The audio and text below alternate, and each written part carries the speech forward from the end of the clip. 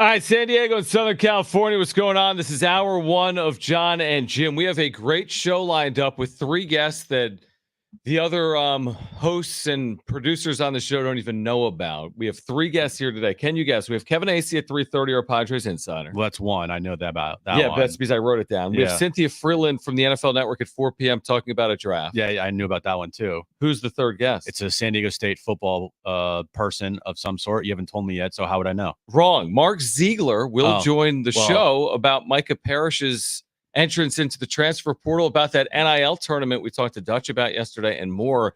Mark Ziegler will join us at 5:30. How'd you get that wrong, Jim? Because you didn't put in the rundown. That's correct. Yes. And you can't read my mind. Although typically you can. No. And vice versa. What hat is this before we get started? I know that for those of you that are not in studio or not watching on YouTube, you can't see it. Yeah, I was wondering that too. But Jim is wearing a hat with like a little chicken on the front of it. It's a bird. Looks like a duck. It's a bird. Okay, a duck. A bird duck. And on the side of it in script, it says Bad Birdie. Yeah, I remember my first time learning golf apparel. Right. So what is that? It's a golf hat. Oh. But it's also a hat that I wear a lot on the wrap-up show, which you have never mentioned one time before. I don't pay attention to the wrap-up show. I know you don't. Neither do you pay attention to me on this show. Correct. Yes. Padres. So it doesn't mean dead duck? No, it's Bad Birdie. It means like maybe you're bad at golf? No. It's just a golf brand. And obviously like birdie in golf, right? And so X marks the spot. Oh, I just usually when they put X's in the eyes, that means they're dead. Dead. No. Dead birdie. It's a All right, nobody cares anymore. Padres, Dodgers will get back underway. I did because I was looking at your hat like, what are you wearing? You brought it up, and then you went around in a circle and said, I don't care anymore. I don't care. So that's your fault. Okay, Padres, Dodgers, kind of a big deal, or is it, to kick off this weekend series in LA? Kevin Acee is going to join us in 25 minutes. The reason I say it is a couple. Obviously, I'm not being a big deal. I'm being facetious, but there's two ways to look at this. All of them matter. All of the series, whether you're playing the Brewers next week or the Dodgers this week, whether you win this series, it doesn't change what you need to do against the Brewers. We understand that. But it's got added significance because it is your division. It is your supposed rival. You've had no success at all in the regular season against it for 13 years. You did have the ultimate success against them, of course, in 2022. But, I mean, is this like Super Bowl weekend because it's Padres, Dodgers, or how are we looking at this? It's not like they've already met twice this year. They split a 2-game series. They'll meet 8 more times after this series. So how are we looking at this series this weekend in LA? The only time that you could have viewed Dodgers Padres as Super Bowl weekend was when they played in the playoffs 2 years ago. Mm-hmm. Every other series that they play, though, is a big series. It has a big time feel to it. Not to that level, right? But it's Padres Dodgers. And if you can't get up for this series, if you're not excited about this series, if you're just brushing this series off as, you know what? Whatever. They'll just lose these games. Who cares? Like, no, not lose the games, but what if they? I'm not talking about you. I'm talking about just someone in general. Like, if you're just viewing this as, and I don't think so. I think majority of Padres fans view this as like a big series this weekend. But a series into which you treat it big, but if you have the same result, like Lucy pulls the football away, you should look at it in what manner. So you get all excited. We've done this before. The Padres are 76 games under 500 against the Dodgers the last 13 years. And Lucy pulls the football away, and you lose 2 of 3. It doesn't really change your perspective on the season, does it? Because we've been down this path before, and there was 2022. They didn't play well against the Dodgers in the regular season, and they beat them in the postseason. So, yeah, it is a big series, but are the results bigger than any other results of a series? I mean, if you want to go, if you want to be that person that's like every game is. It doesn't matter who you play. Right. So like you, because you said like you were not going to say it's early. All these games matter, right? All these games matter. Yeah, they do. I said yesterday, if you come out of the series with 1 win, it's then after the series, talk to me about how you feel because I want to see how they played. If they got their ass kicked in the first 2 games and they won on Sunday, then I would say, you would take 1 win. Like you absolutely take that. If they lose close games on Friday and Saturday night, tonight and tomorrow, and they had opportunities to win, and then they win on Sunday, I'll be disappointed after the series. Like 1 win, you got an opportunity to win the series or potentially sweep. Now, if you get swept and they get their ass kicked all 3 games, then same old, same old. And I still think Padres fans should have the right to be upset about it. Of course. I was talking about getting upset. But you'd be upset if they got swept by the Diamondbacks. Absolutely. but it's also which is what we said, doesn't mean the season is cooked. Yep. All things can be the same. But I do view But that's this, where I say it's a little bit of semantics. true, but I'm not going to like lower my expectations going into this series and just be like, I'll be happy if they get one win. No, I'm the one that said you shouldn't go into the series saying just if we don't get swept, it would be a minor miracle. I just hope we win a game. I think you should treat it like it's a winnable series based on the way that the Padres have played so far this year with cautious optimism. And if you win the series, terrific. And if you lose the series, it's not the ideal situation, but the series against the Brewers becomes significant either way. It's obviously important. There's no question about it. But I do feel like it has to be treated through the lens of like perspective. It's April 12th. Mm-hmm. Do you think the players in that clubhouse, how do you think they feel? I don't think players typically get near worked up the way fans or media members do. I really don't. I mean, they don't grow up typically in the cities in which they play for these teams. They may be here for a year or two. It's different with some things, like Manny Machado's in his 6th season, or you have veteran players that have been on these teams for 5 or 6 years. But it's hard for me to answer. I don't think all the players are in there saying this is a series we have to win. I'd be surprised. Well, according to Kevin Acee, they don't even know their record. Right, exactly. Exactly. And I read some of the quotes, like Jay Cronenworth earlier in the year, Darren talked about it during the Fusion, talked about it earlier in the show, said, we get so caught up with the Dodgers, we don't even care. I'm paraphrasing. Then Xander Bogaerts said, oh man, this team's going to win the division. Who even cares? I wouldn't want to face them from a pitching perspective. This team's absolutely loaded. They're going to win the division. So I don't think they look at it the same way fans do. I really don't. No, I 100% agree on that.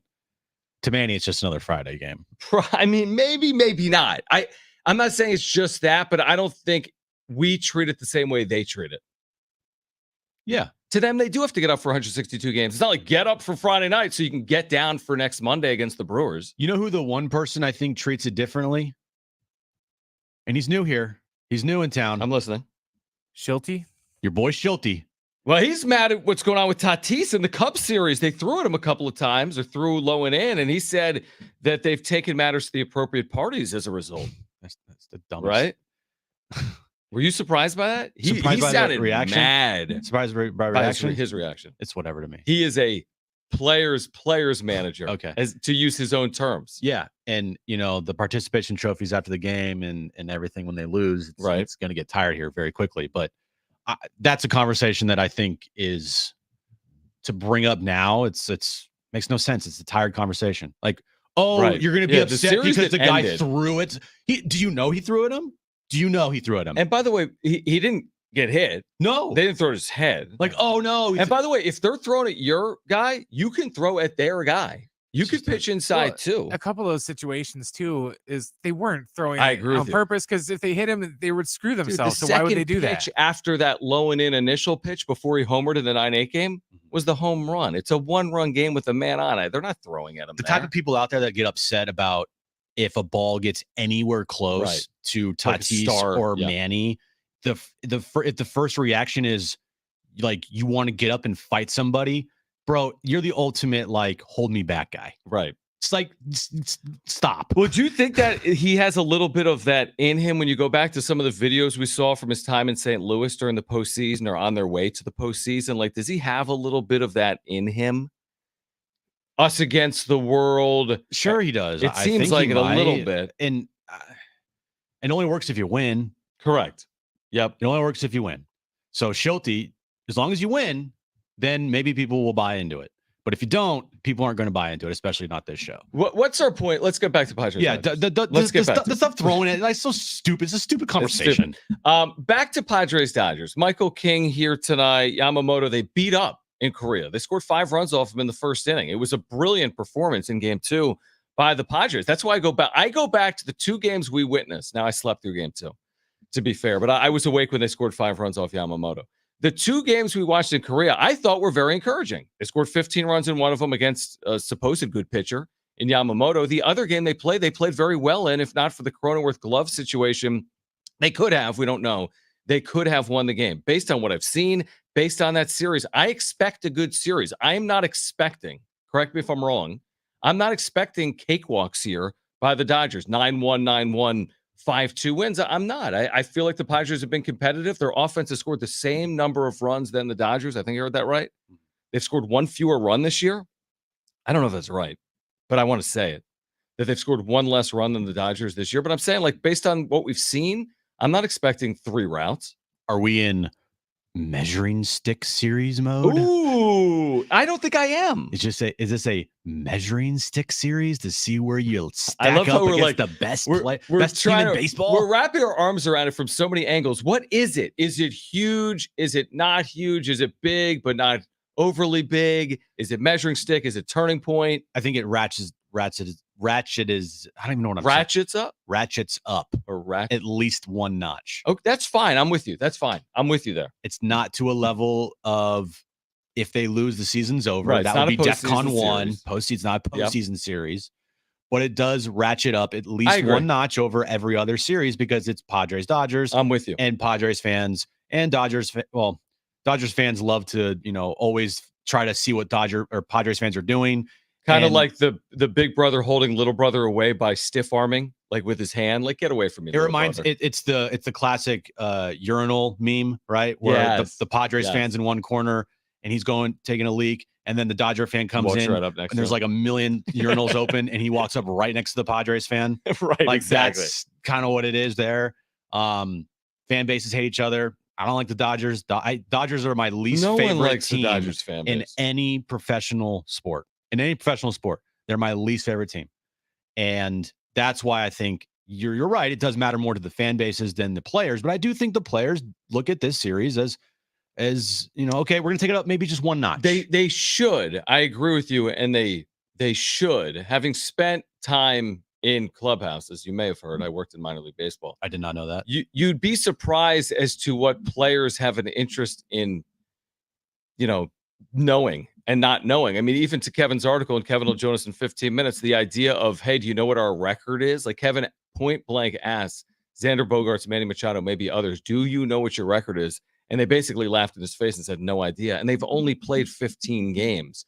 So where you and I obsess over like an OPS, and I'm like, oh, they're top 10 in batting, or this is what they've done against the Dodgers over the last 10 years. Maybe what Jake Cronenworth is saying is honest. You may not agree with what he's saying, but he might be saying, why are you obsessing over the Dodgers series as if we beat them in the regular season, we've accomplished anything? And that's basically what he said, right? He said the other 29 what about the other 29 teams? Now they're one of them. What about the other 28 teams are going to play this year other than the Dodgers? Why is this bigger than that? You may take exception with it, but that's what he said. So is he lying when he says that, or is he misguided? Here's the thing, Jake. The Dodgers are one of the teams, along with the Giants and the Diamondbacks and the Rockies. Now it's a more balanced out schedule, so you don't play them 18 times or 19 times a season. But you still play those teams that I just mentioned more than any other teams in baseball. Mm-hmm. So it should be something that you look at as we need to play well in these series because we play them so much. Right. You only play the White Sox, I think, one time. That's right. You only play the Cubs twice. I think one at Wrigley, one at here. 6 games. You play the Dodgers twice that much. Mm-hmm. You play the Diamondbacks twice that much. Giants, Rockies. You get my point. Yep. So from that aspect, it should mean something. Mm-hmm. It should be something where you get up a little bit more for, because if you get buried by the Dodgers this season, right? If you lose,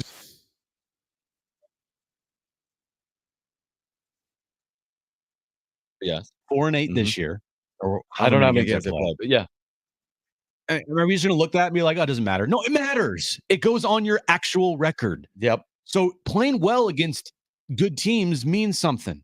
And if this franchise ever and the players ever have visions of winning a division title in the history of our existence, right, you're going to have to play good against the Dodgers at some point. Right? I won't fully push back on it, but you play 149 games against teams other than the Dodgers, maybe 150. I haven't looked. So, but when you play the truthfully, Dodgers, if you go 5-7 against the Dodgers and you play really well in the other 149 games, you can win the division. It also puts pressure on you as a team to have to play better in those games, because if you beat down the Dodgers, say you win 8 of 12 games this year, that's 4 games you gained on the Dodgers. Well, let me put it this way.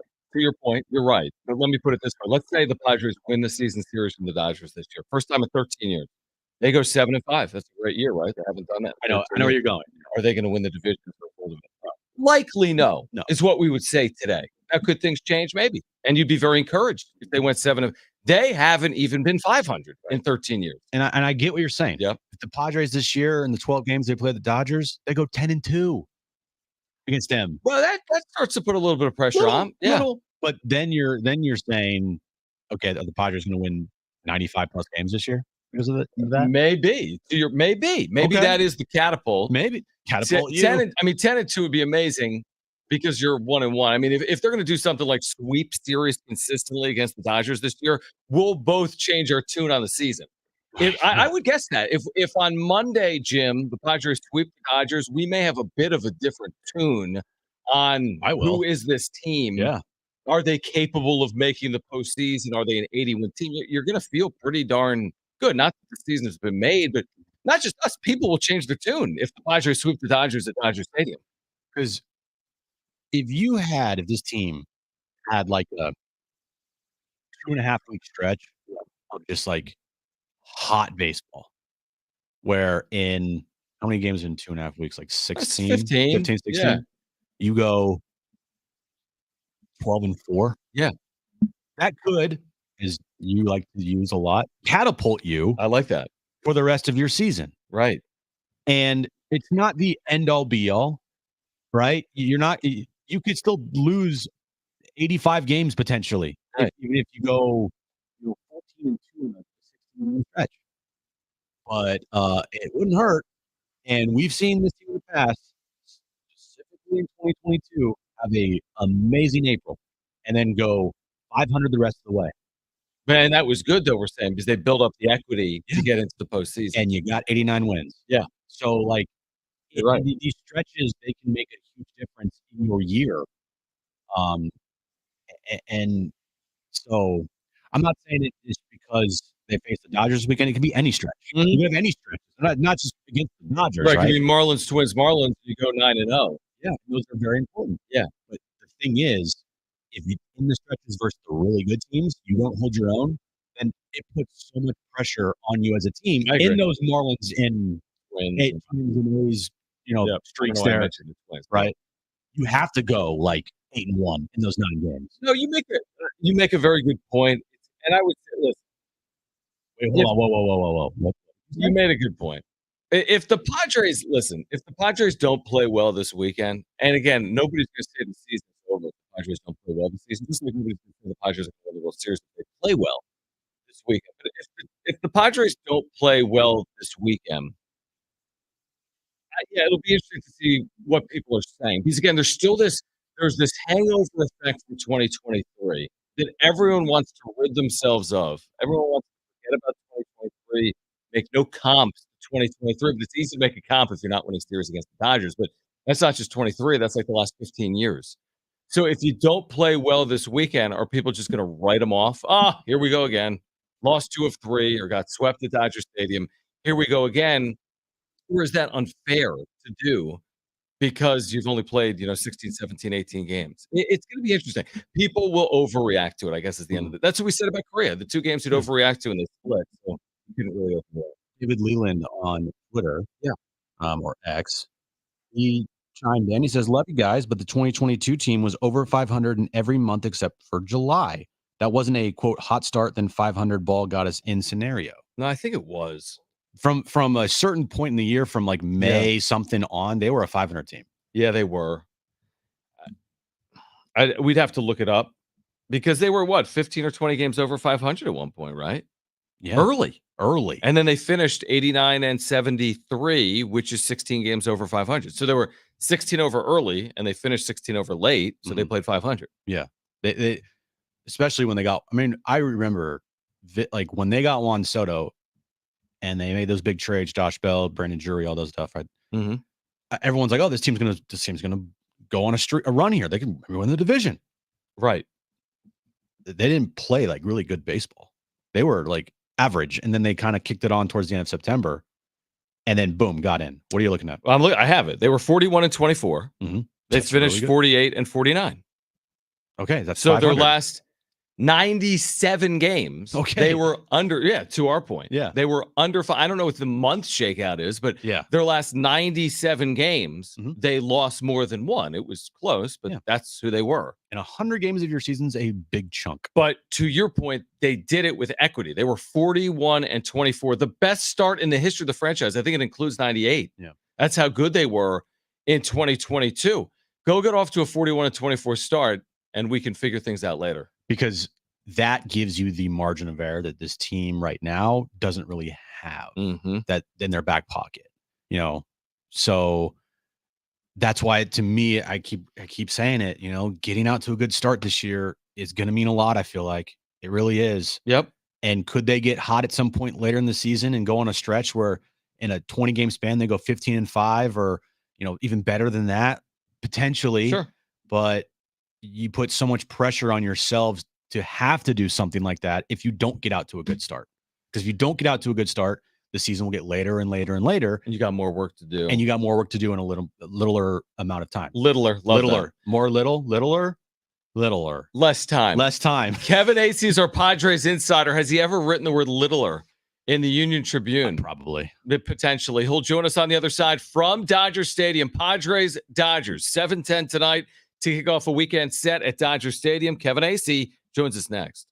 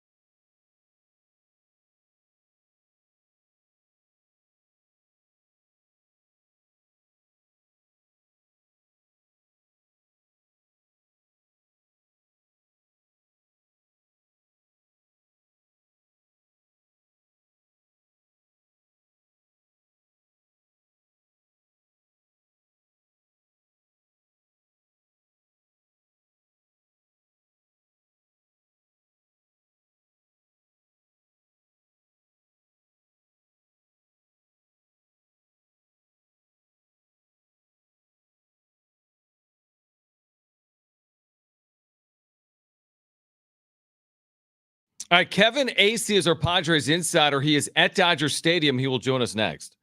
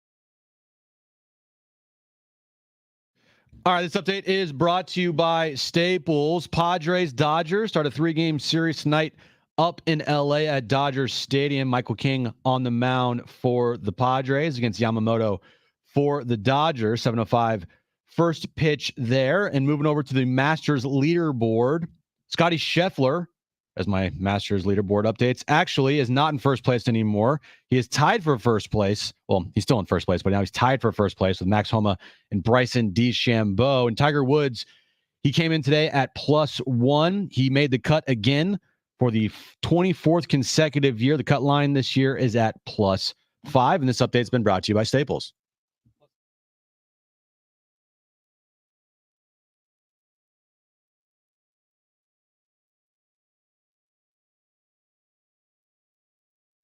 All right, Kevin Acee, our Padres insider. Padres Dodgers tonight, game 1 from Dodger Stadium. Kevin, we always appreciate your time. I loved the article that I believe was published yesterday, maybe in today's UT, though. Padres believe the beginning to their season will lead to a better ending. This lead, like, it's difficult to find a Padres player who knows the team's record. And I think for those that haven't read it, I think I understand the point from the team perspective. Correct me if I'm wrong. It's more about the trends and the work and the progress at this point. I mean, it's April 12th, than it is about being 8-7 or 7-8. Is that basically the team's perspective at this point? Yes. And yes, that's convenient, right? Right. But also, I believe there's validity to it. And I did know, like, I felt a little weird writing it. And I did know some of the reaction that I would get to it, which was, that, no, it's about wins and losses. And, well, of course it is. But early in the season, it's other things that kind of tell you or give you a hint as to what the wins and losses might look like down the road. And that is harder for us to grasp this year because we all have a little bit of leftover anxiety, and we are viewing what happens this year through the lens of last year when it got tiresome and was ultimately proved to be wrong, that the Padres felt like everything would turn around. And so, but if we don't do that, if we just take this season and say, hey, what are the indicators? Then, you know what? Okay. All right, cool. I'm willing to, after 15 games that whatever it is, 9.1% of the season, say, all right, guys, sure. Okay. You can show me now, but I understand what you're saying. And we know that when the Padres play the Dodgers, the fans, it ratchets up to another level, right? I'm sure you see the clicks on your stories about Padres, Dodgers. They're up another level, right? We see all that. But from a player's perspective, do you feel like they view this when they play the Dodgers as like, okay, we're going to take our game maybe up to just another level here because it's, Padres, Dodgers instead of Padres, Marlins on a Wednesday afternoon? Okay, the way you ended it that's great.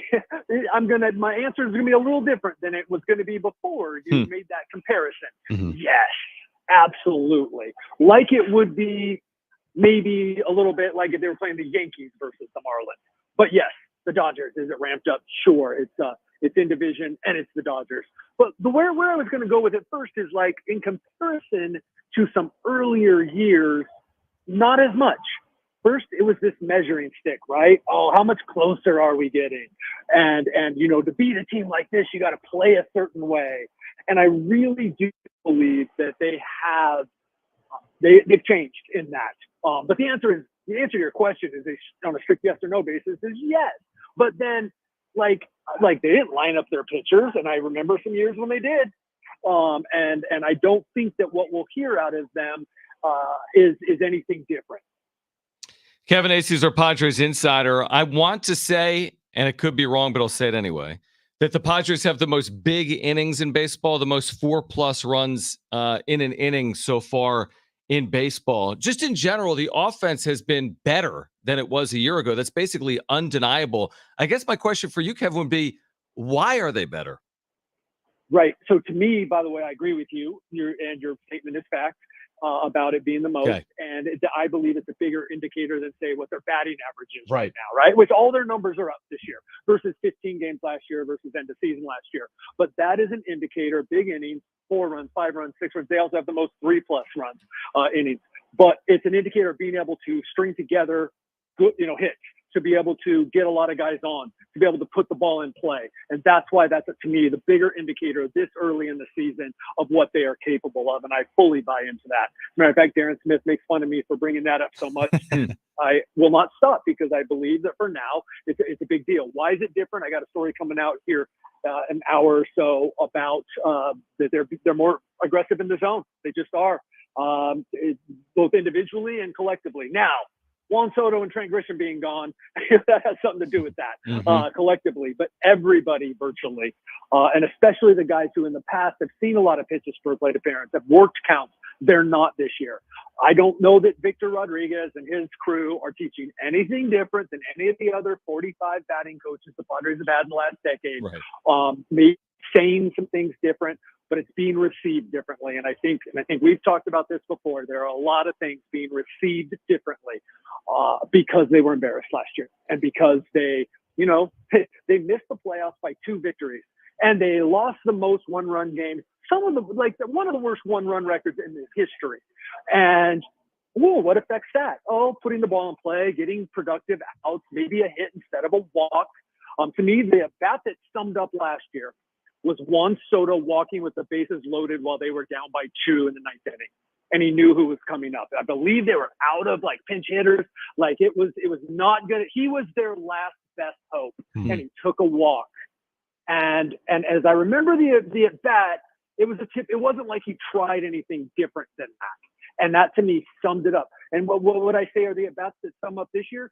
Jurickson Profar, who man, if I had to bet on anyone on this team to go 8 or 11 pitches in an at bat, it would be Jurickson Profar. And the guy is swinging at the first and second pitch exponentially more than he ever has in his career. Yeah, it seems like the Juan Soto walk discussion is being brought up more and more nowadays, for sure. Kevin, the next thing I wanted to talk about with you, and you mentioned his name, Jurickson Profar. He's been fantastic to start this year, but it's not just him. Of the others on this team, you can make a case that Jake Cronenworth has been one of the biggest surprises this year. You make the case that Luis Campusano. You can make a case for Jackson Merrill, Jurickson Profar. Of those 4 guys, though, Kevin, who do you think's been the most, impactful to this team this year? Jurickson Profar's had the most big hits, but Jake has as well, obviously, right? Like with that home run, there was another time where he had put away RBI that, put a game out of reach, I think it was. And obviously his overall numbers are really good. I think you mentioned 4 guys that are like, yeah, but Profar probably a Tim. So you could say Cronenworth holding his own, more than holding his own in the number 3 spot, which obviously raised a lot of eyebrows, right? So you could say, given where he's batting and the fact that he's done well, that you could make a case for him for sure. But Profar early on, and I think this is maybe a little better. This is about what the Padres figured they would get from Profar early. He's an impactful guy, even when his numbers aren't great. He's an impactful guy. But like I alluded to before in the previous topic, like I think he's made some changes, and now we'll just see if they hold up.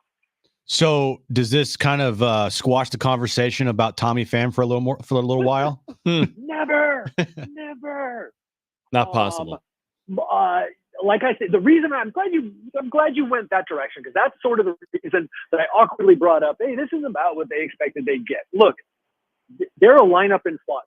They need another bat. They want another bat, and that's what they believe. And it was always like, Jurickson Profar, we're going to ride this guy as long as we can. We don't know if he's our everyday left fielder for the entire season, but we believe in Jurickson. We like Jurickson, and there's a whole bunch of off the field stuff. But also, he played all winter, had a full spring training. We think Jurickson's going to start out being just fine for us, and then we'll see after that. And so that's why I brought that up. So I'm glad that you then brought up Tommy Pham, or maybe go in another direction. I do believe that they continue to be in discussions about other bats. Kevin Acee is our Padres insider. So Michael King tonight at Dodger Stadium. What do you believe to be as realistic from an innings perspective? And I don't know if they've been cautious, so to speak, or not. He's got 14 1/3 innings in 3 appearances this year. Opponents have hit just 189 off him so far this year. He did have an outing or 2 where the walks have been elevated, but he threw basically 100 innings last year. So does that mean that he has restrictions when we get to the second half of the year, or is that a conversation once we get there? It's been a conversation. It was a part of the first conversation that Michael King and Ruben Niebla had. And it depends, right? Like, what do those innings look like? That could play in. But when Michael King told me that he wanted to pitch 180 innings this year, right, I had to stifle a laugh. And then to do the research, and it's, yes. Would that be a gigantic jump? Yes. Would it be somewhat rare? Yes. It's been done. There are paths to it. And Seth Lugo showed all of us, Ruben Niebla, the fact that Seth Lugo was here last year and made the jump from, what was it, 80-something to 148, I think it was, or 146, that really showed everybody something. And it just depends on the pitcher. And so Michael King has his sights set high. I believe that the Padres number is more like 150. Okay, 150 is a good amount of innings. Still. If they have to limit Michael King to 150, if they have to pull the reins back and say, hey, that means Michael King's had a pretty good season. Yep. Kevin, Manny Machado, it feels like, we're going to take a while for him to get back in the field. We mentioned last week that, April, I think, is somewhere end of April that they're looking at him there. Do you feel like he is getting more comfortable at the plate and there's no issues with the elbow there for him? Because, mentioning he's not going to be 100% until next year, like that was kind of like a little shock there. But at the plate, it feels like he's getting better there and more comfortable, and we should see more production out of him there. It seems so. The last, 3, 4, 5 games, it seems. I cannot speak to the elbow. He says it's fine. Everybody says it's fine. We've heard that before. One thing Manny Machado does is post, right? Like, no matter what, I don't care if you're a Milwaukee fan booing him, like we're going to hear next week. You would have to say, this guy plays, and he plays hurt, and he plays all the time. And so I can't, his health, I'm not going to 100% say, but it looks like the last couple games that he is healthy, that he is getting comfortable. And that's both like that he's actually getting hits and where those hits are going and how they're traveling. Some of the underlying things say that Manny's fine. Yeah, and I think very quietly he's actually hitting 5 consecutive games. I think baseball changed what was ruled an error to a hit, which has allowed Machado now to hit in each of his last 5 games. Kevin, we appreciate it. Hey, let me check with Yeah. you guys because I'm getting a text from someone that we both know. Did you hear me say that I prefer Profar over Soto? That was the exact quote I read. I read the Yes. article. You said that too, right, Kevin? That's going to be our header for this interview, Kevin. Yeah. Not in 1 million years at the plate, if I need a hit or a walk, generally speaking, would I prefer, or over the course of a season, if I need production, would I prefer Juan Soto over Jurickson Profar? When we are specifically speaking about certain instances, then even the person texting me who may or may not host the show midday damn well knows what I was saying. You're talking about Jonathan Rifkin. Real quick, we have 30 Marty seconds. Caswell. I don't know if you've seen this. Padres roster moves Morahone up. Avila designated for assignment. So Adrian Morahone back up. Avila down. Any initial reaction to that? Well, I thought it was going to happen before the last game after he pitched a couple innings. Yep. They're going to lose Avila probably because he has to go on waivers. He's out of options. And that's a shame. But you know what? And I don't mean this to demean Pedro Avila. He's a dime a dozen.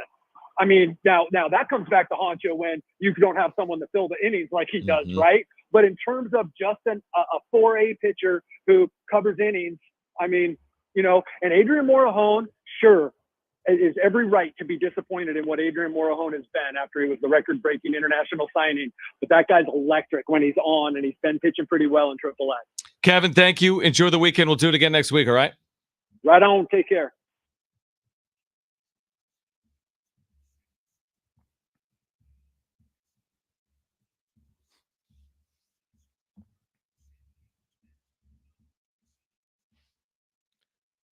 We will react to those shocking comments by Kevin Acee. I kid.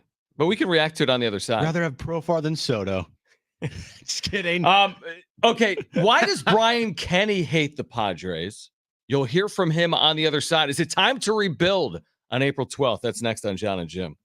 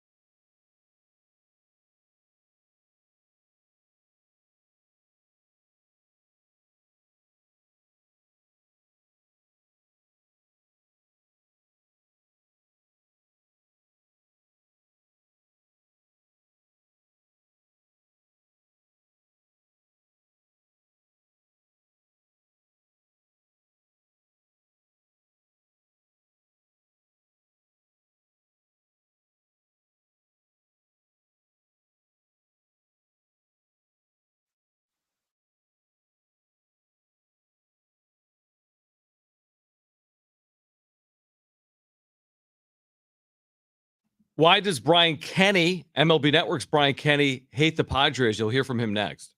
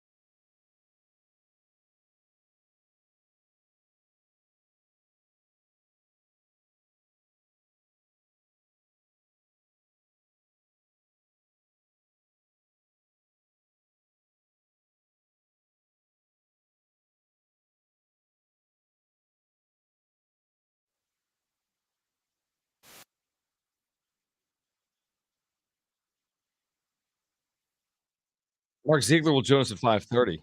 Okay. Good show. So far. To this point. Brian Kenny is pouring some cold water on it. He always pours cold water on anything Padres related because he grew up a Mets fan. Is there a big rivalry? No, but he had that Mets, a couple years ago with the know. Musgrove thing, which is stupid. It's time to get over that, isn't it? Yeah. Yeah. So it's April 12th, and Brian Kenny thinks the Padres should rebuild. Apparently. Let's Here take a he listen. is. Why, I wonder, in this age of the Orioles, we're seeing this in real time. If I broaden it out more, I could give you a list of teams that aren't rebuilding, right? And the Orioles did a full rebuild, and it's paying off. Here are the teams that I say should be rebuilding, but are not. They're trying to, as I say, refuel the plane while it's in the air. Mets, Padres, Cardinals, all got their comeuppance last year. All are sort of rebuilding, but not really. And the Red Sox are always sort of rebuilding, but not really. And you're kind of stuck in between. I know there's a wild card that you could grab now, and maybe you can get lucky.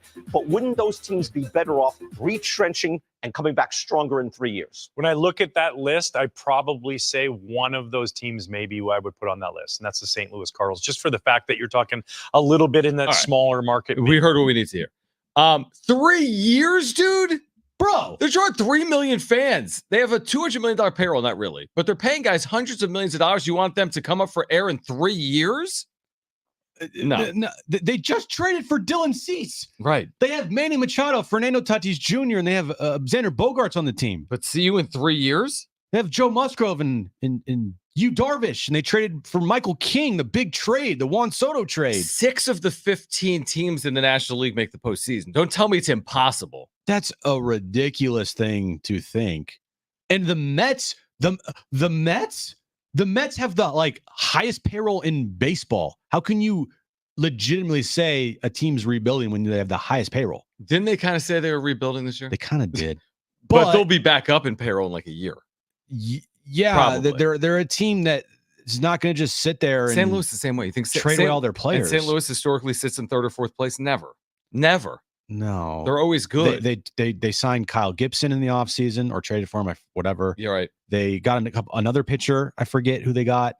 They're Wilson Contreras they traded for last year. They still have Goldschmidt and Arenado.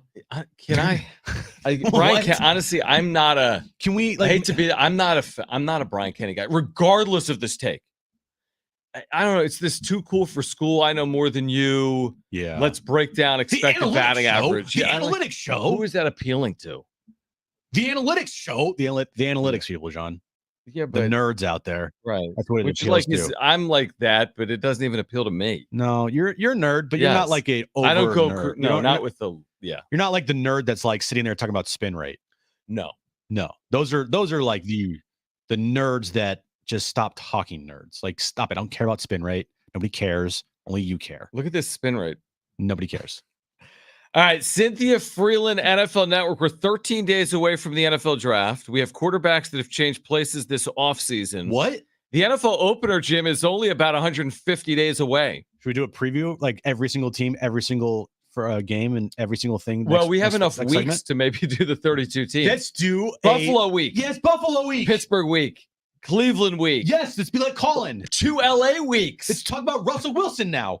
Cynthia Freeland, NFL Network. She will join. Speaking of analytics, she's their analytics expert. I like Cynthia though a lot. She'll join us next. She's great.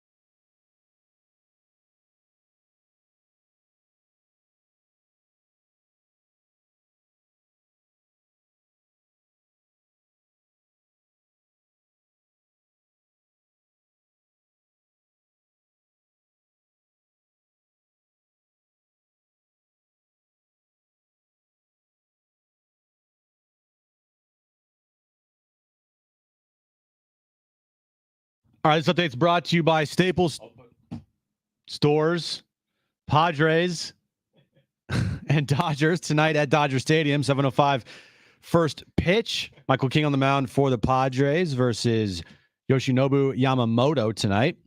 Moving over to the Masters, round 2 almost finished and completed at Augusta. Looking at the Masters leaderboard right now, Max Homa leads the tournament at 6 under par. Bryson DeChambeau is also at 6 under par, and Scotty Scheffler, he is at 6 under par as well. So a 3-way tie at the top of the leaderboard there. And Tiger Woods finished the day at +1. He made the cut for the 24th consecutive year. The cut line this year at the Masters is +5. Staples can print anything you need to move your business forward, like banners, flyers, signs, and catalogs, some even same day. And now at Staples, save $50 on your print purchase of $150 or more. Offer ends 6/1. Visit staples.com/print for details. Staples, your local print and marketing experts. Jon and Jim. Taking 2 of 3 from the Cubs was nice. Now it's us versus them. A weekend series up in the Ravine opens the door to gain ground in the West. We'll take a look at what could happen. Plus the latest from Augusta. Let the weekend begin. Now it's time for Jon and Jim. All right, San Diego, Southern California, what's going on? Hour 2, Jon and Jim. Mark Ziegler from the UT covers San Diego State basketball. Offseason underway. We'll talk about that transfer portal with Mark coming up at 5:30. But it's always great to connect with Cynthia Freeland, analytics expert, NFL Network. We're less than 2 weeks away from round 1 of the NFL draft. And Cynthia, we always appreciate your time here in San Diego. I actually want to start with this with you. Like, how does your offseason or the NFL offseason compare to like in season for you? You know, it's more fun to have games for sure, but there's a lot more hope because at this point, everyone thinks they're going to win the Super Bowl. Right. So you got to kind of balance like actually having results with like, you know, people who are in better moods. I don't know. So that's kind of the difference that I've noticed, at least. You know, I wasn't planning to go here, but I'm going to do it, and Jim's going to Jim is going to murder me, right? Who's a Niners fan like boy. I don't think we've talked to Cynthia since the Super Bowl. We had her on before. Jim's this massive lifelong Niners fan. I want to forget about it. But you're an analytics expert, and there's not that much analytical. There's not that many analytics involved here. It's a coin flip that I'm going to ask about. Was this some erroneous mistake by Kyle Shanahan, or is it arguable whether they should or should not have taken the football in overtime of the Super Bowl? Look, obviously, from like a outsider's standpoint, meaning we don't know if a particular player needed to catch their breath or a specific set of, did they have the right sort of like, was everyone ready to, we don't know the intricacies of what went on. So you can't for sure say it was a good decision or a bad decision. And obviously, had they won the game, people would have been like, it was the perfect decision. Right. So, hindsight being 2020 and everything like that, you have to also remember, the O-line was, especially the right side of the O-line was not doing so great. So I would imagine there was probably some, and the defense is tired. Like there's probably some like measurement of like, do we want the defense out there or the offense because we've X, Y, or Z, right? So it's just never as cut and dry as it seems from the outside. Thanks for that, Jon. With all that being said, they made a mistake, Jim. I appreciate bringing that. I try to forget about that, Cynthia. That was not a fun time for me. Anyway, moving on here to the NFL draft. It's crazy. 13 days away. My goodness. I know. Do you view this draft as a potential like draft that we'll look back on in 10 years as we can point to and say that was a generational type of draft? I don't know about that, but I do think that we have now, I believe that this off season, so both free agency and the draft period in general, especially given how much the salary cap went up, I think this really marks the turning point of like, where we've turned another page. We've started a new chapter in the NFL book because, you're valuing players just so differently now. Even the safety market is completely different than it was just 5 years ago. So I think we're marking like the beginning of a new sort of era, especially given all of the quarterback movement that's happened in free agency that would be leading to driving more quarterbacks than maybe potentially we would see otherwise into the first round. None of these things are, by the way, relevant for the Niners, if we want to go back to your Niners example, or the Chargers for that matter. Oh, thank you. But either way, I think it will shift. And I do think if you are an O-line fan, we will look back at 5 years and say this was this is probably the best O-line class in 20 years.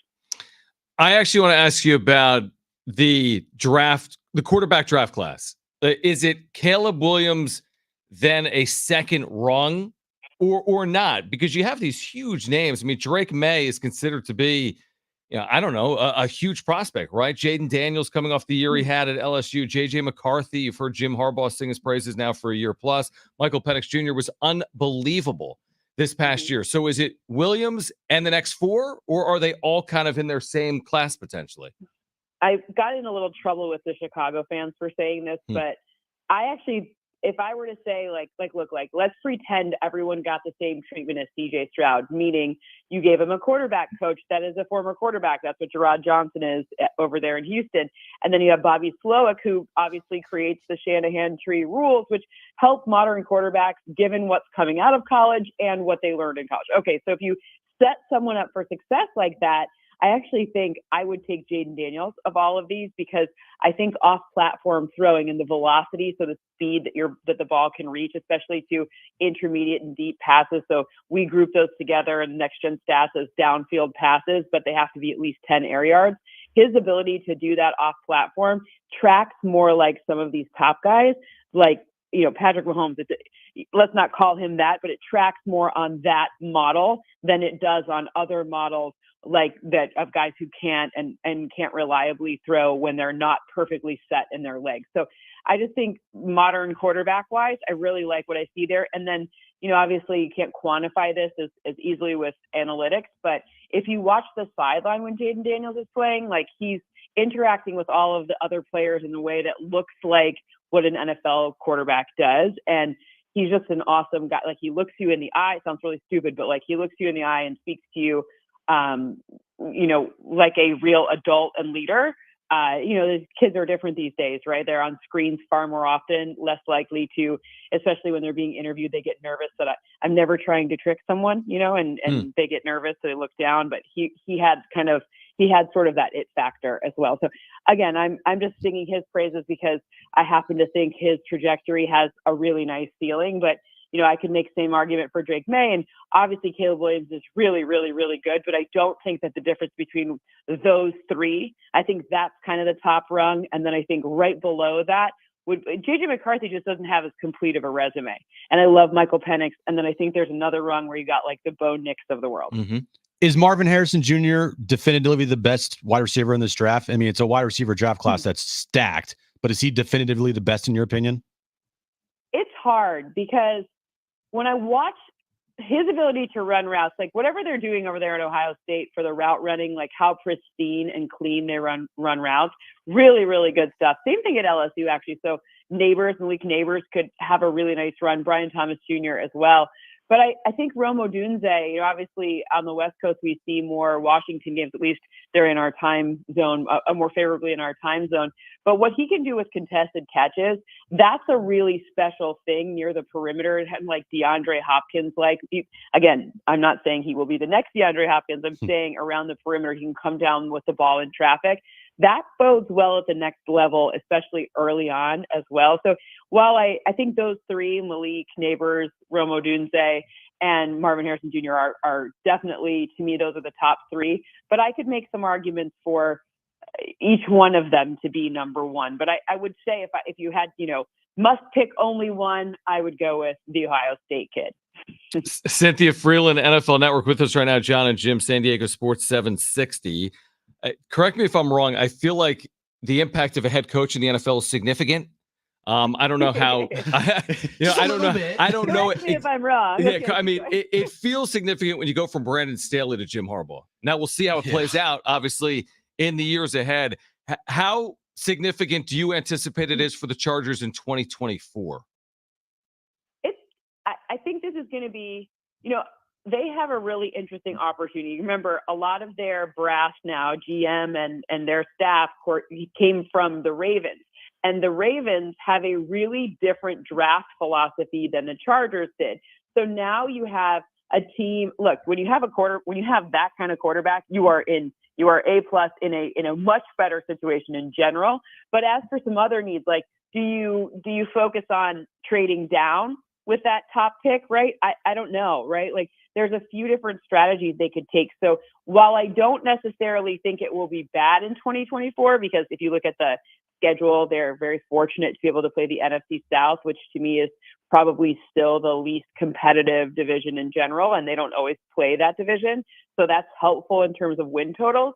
But I think it's going to take a minute for the strategy from the past regime, especially how long, the GM in general, Tom Telesco, had been there, and coming over to this new one. So give a little bit of slack, but it's not going to be like a 4-win season. It's going to be, I think it could be very competitive. When you have a quarterback like that, it could be very competitive.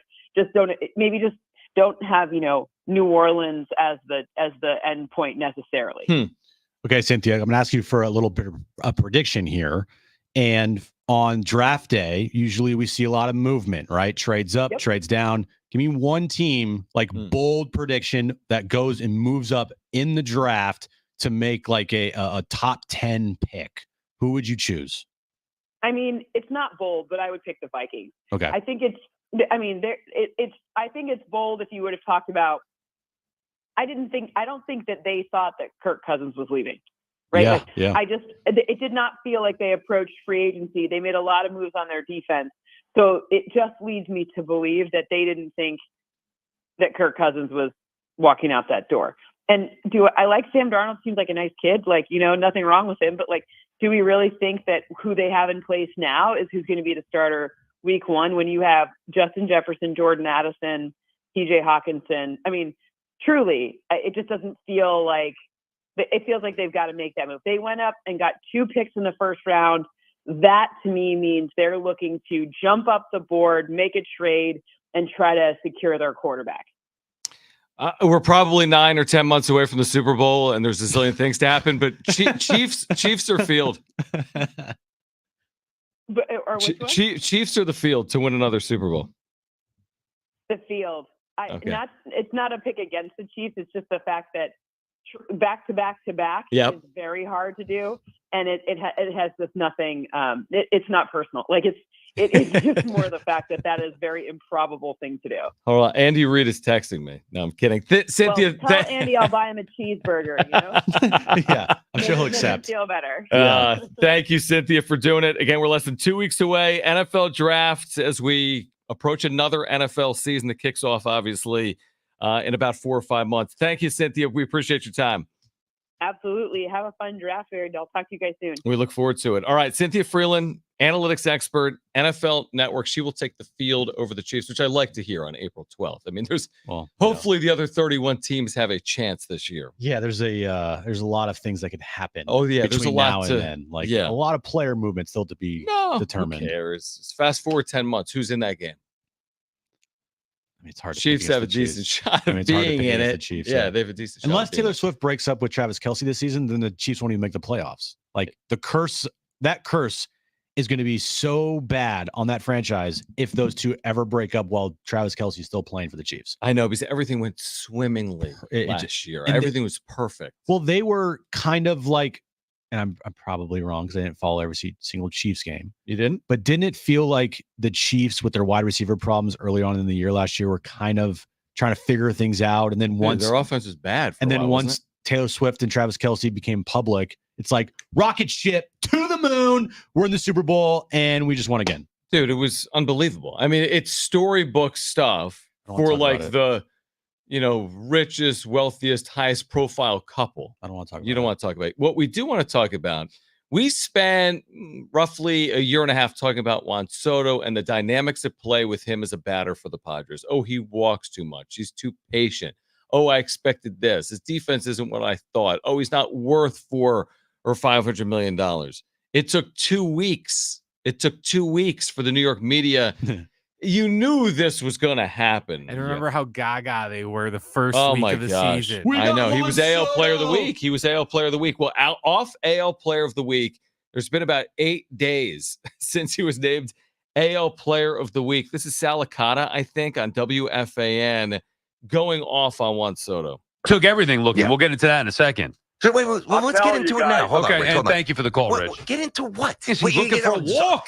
Soto's looking for. Now I love Juan Soto. Yeah. And John Harper, my colleague at SNY, correctly predicted I would at some point go nuts about Soto looking for a walk. A walk is not as good as a hit. And when you have Judge struggling and you got the pitcher on the ropes, you got first and second in a spot right there where you need to do damage. You're Juan Soto. You need to do damage, not draw a walk. And Juan Soto's looking for a walk. Swing the bat, bro. That's what you want to get paid. Swing the bat. I don't care if he's a Yankee, if he's a Met. I cannot accept a walk in that spot from Juan Soto. That does not get the job done. Passing the baton is not what I'm looking for from Juan Soto. I'm looking for him to do some damage. Now, if you don't get plenty of pitches to hit, fine. Soto was looking for a walk in that at bat. So much so that when he walked, it was like he accomplished some great feat. Oh, here we go, baby. I'm pumped up. I walk. No, you didn't get the job done. You passed the baton to Judge, who's been cold, and he didn't get the job done. Soto failed. A walk in that spot was a fail for Juan Soto. The way I look at when somebody says they're looking for a walk, to me, that implies they're afraid to swing the bat. No. I just want to make sure you're not saying that. Please don't start saying that. I don't think he was afraid. You're not saying that. Please walked. tell me. He walked. I understand that. Sometimes not every pitch is a strike. I want him to do damage. I think Juan Soto approached that at bat like he does every other. What? And that's looking to have a quality in his process. That's why he's Juan Soto. That is so funny and so inevitable. He passed the baton to Aaron Judge. Oh my God! The American Swing League, the bat, bro. The American League single season home run king. And by the way, tell me you have never watched Juan Soto. Without telling me you've never haven't watched Juan Soto. It's just who he is. It's absolutely who he is. And if you want to change Juan Soto, then you'd have to change Juan Soto. This is who he's been in Washington, San Diego, and New York. If your take after watching Juan Soto play baseball is he's hunting for walks, which is a discussion that we went through a lot here. Right. And this show was on the side of, well, look, when he's not getting good pitches to hit, what do you want him to do? Swing it a ball? Do you want him to swing at a ball that's 5 feet outside the zone in the dirt? Do you want him just to like go up there and strike out and swing every single time because he's not quote unquote looking for a walk or trying to get a walk? I went back and I looked at the pitch location of the at bat, and there were 2 pitches in there that he could have hit, but everything else not even close. Like not even close. So when he doesn't get a hit on those 2 pitches that were strikes, okay, and then the other 4 pitches were like so far out of the zone he can't even compete there, right, or make contact to foul it off, to fight for another pitch, to look for another pitch to hit. What do you want him to do? Swing the bat, bro. What are we talking about? He's hitting 360 with a 468 on base percentage. It's the same thing that happened here. He's been better. Now it's a smaller sample size. It's been way better. He's got an over 1,000 OPS, something he didn't do here. He's been, if they're complaining now, he's not hitting 360 this year, and he likely won't have a 1,000 OPS. Maybe because the Yankee Stadium and the ballparks in the American League East, maybe that's a career type year for Juan Soto. If you're complaining now, and they've had a good start to their year, what are they going to be saying when there's a 2-week stretch of there where he doesn't hit? And when I say it's the same thing we talked about here, it's because Juan Soto was the only player last year that was producing offensively. And so to complain about the only guy that's doing anything offensively is crazy to me. That segment on their show, and it's New York, so you get it, right? Whatever. It should have been about, hey, Aaron Judge needs to be better because Aaron Judge had the bases loaded in the 9th inning and he didn't come through. Hold on. And you would be good in New York because it would play. Yeah. They'd be like, you're so soft. But the Yankees are 10-3. There's no complaining about losing a game. It's 10 and bat, bro. 10-3. Swing the bat, bro. You're 10-3. What are you going to do? Go 11-2? What are we doing? They're on pace here? to win 115 games. I heard this on Darren's show, and it was funny. Marty asked the question. You have to listen to one sports talk segment which would be, let's say, our sports talk segment, about 23 minutes. Okay. You No have to, thanks. You have to pick one you have to listen No to. thanks. Oh, what's the other option? Here's the two options. This is from Marty. Great question. Okay. The Jon first and one. Jim. No. Listen to me. The first is what we just heard, but Okay. but a 23-minute conversation from the New York sports media, whatever show this was, talking about Juan Soto Love it. hunting for a walk. Passing the baton to Aaron Judge of all people. Right. Or the Bay Area with Blake Snell and Brock Purdy. No. Blake Snell and the fact that he can't throw strikes at sometimes and he throws too many pitches. That is so easy for me. Really? What is it? Easily New York. Okay. Because New York to I thought me, it might have been Snell. No, I know. Because I can't deal with the Snell conversation anymore. I could deal with the Soto talk more than the Snell talk. I agree. You're right. But there's something about New York sports talk radio that you can't take your eyes or ears off. Like right? Is it not a train wreck when you listen to some of that? I'm telling you, when you just listen to it, it's hard to turn off because it's that unappealing. Like that makes sense. Like I Mike and Mad Dog, when growing up in New York, I'm sure a lot of people were like, that's like the gospel of sports talk radio. Yeah. But the main thing that Mike and the Mad Dog did was they yelled all the time. All the time. And at some point, it's like, dude, can we stop yelling? Like, just take a chill pill, bro. It's just, there's a part of it that dare I say, I appreciate it because people treat it so seriously. How could Soto pass the baton to Judge and we fall to 10-3 on April 10th? We lost to the Marlins. Oh no. He's only hitting 360 with the 1010 OPS. I expected more. That's so funny. It's ridiculous. So you'd pick the Soto conversation over the Snell conversation. What would you take? It would be easier for me to agree with the Blake Snell take than the Juan Soto conversation. But that's what makes the Soto part of it more appealing to me. Because the Soto part of it, I would want to bash my head on my steering wheel while listening to it. Correct. And anybody that says that Juan Soto sucks as a baseball player, you're out of your freaking mind. But that to me is good sports talk radio for some reason. It is, but the Blake Snell thing is, I think it's a much easier argument to get behind. I think it is easier. That's why the Soto thing is very controversial. Yeah, you're going to hear it for his entire career. If he stays in New York, you'll never hear the end of it, ever. Yeah, people love to hate listen. Love it. Yeah, definitely. Hate listen is more popular than way more popular than love listen. Everybody's so great. Yeah, I agree.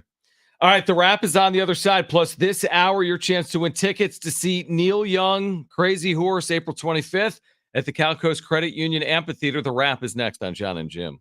Swing the bat, bro.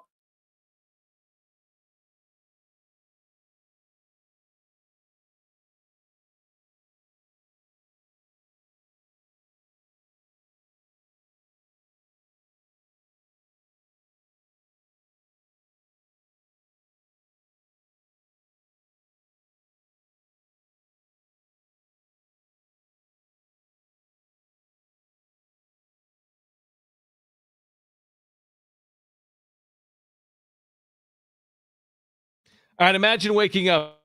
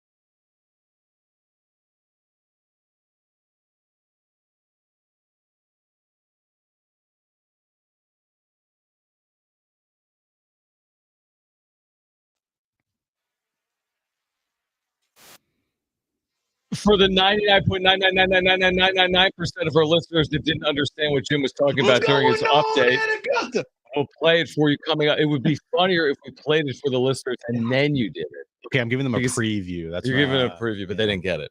It's true. We have the wrap coming up in a moment. Something of much more significance than this Masters update. Well, then if we can't play it at 5:30 because that's the end of the show pretty much. Why can't we play it at 5? We could play it at 5. Why can't we play it? Why, you want to move the wrap? You want to play it here? Does Brent even have it yet? Does Brent The have it answer yet? is No, no. he does not have it yet. So then we're going to have to We'll wait until play 5 it. o'clock. We'll play it at 5 o'clock. Everything's going to be fine. We'll get to the wrap in a moment. Everything will not be fine. John Rothstein reporting that a transfer portal player will visit San Diego State. We'll talk to Mark Ziegler about this player. Xavier Dussel. Jim, do you know that name? He shot 40% from 3 last year at Fresno State. Who? Xavier Dussel. You know, if Xavier Dussel, is that how you say his name? Yes. Dussel. If he does not come to San Diego State, it's not going to impact you? I will never say his name again. Say his name ever again. Unless he hits the game-winning shot in the Final Four. Right. Okay. Well, that's because you're the show me the sausage, not the sausage made guy. Yeah, I'm like, give me the hot dog. Don't tell me how it's made. Okay. Give me the hot dog, put some ketchup and mustard on it. It's good to go. Well, for Aztec fans, Xavier Dussel, he's put at Wyoming and Fresno State. He's a 40% three-point shooter. He reportedly will visit this weekend. Mark Ziegler will join us at 5:30. All you were guys, listen. All he was talking about during the break was, what's his name? Xavier Dussel. All he was talking about during the break was Xavier Dussel. Well, I was just looking at numbers, and you're talking about some sports update. He was just giving me some random numbers by Xavier Dussel. Shot 42.2% from 3 2 years ago. Better than you could shoot. 46% as a freshman. All right, let's get to it. What?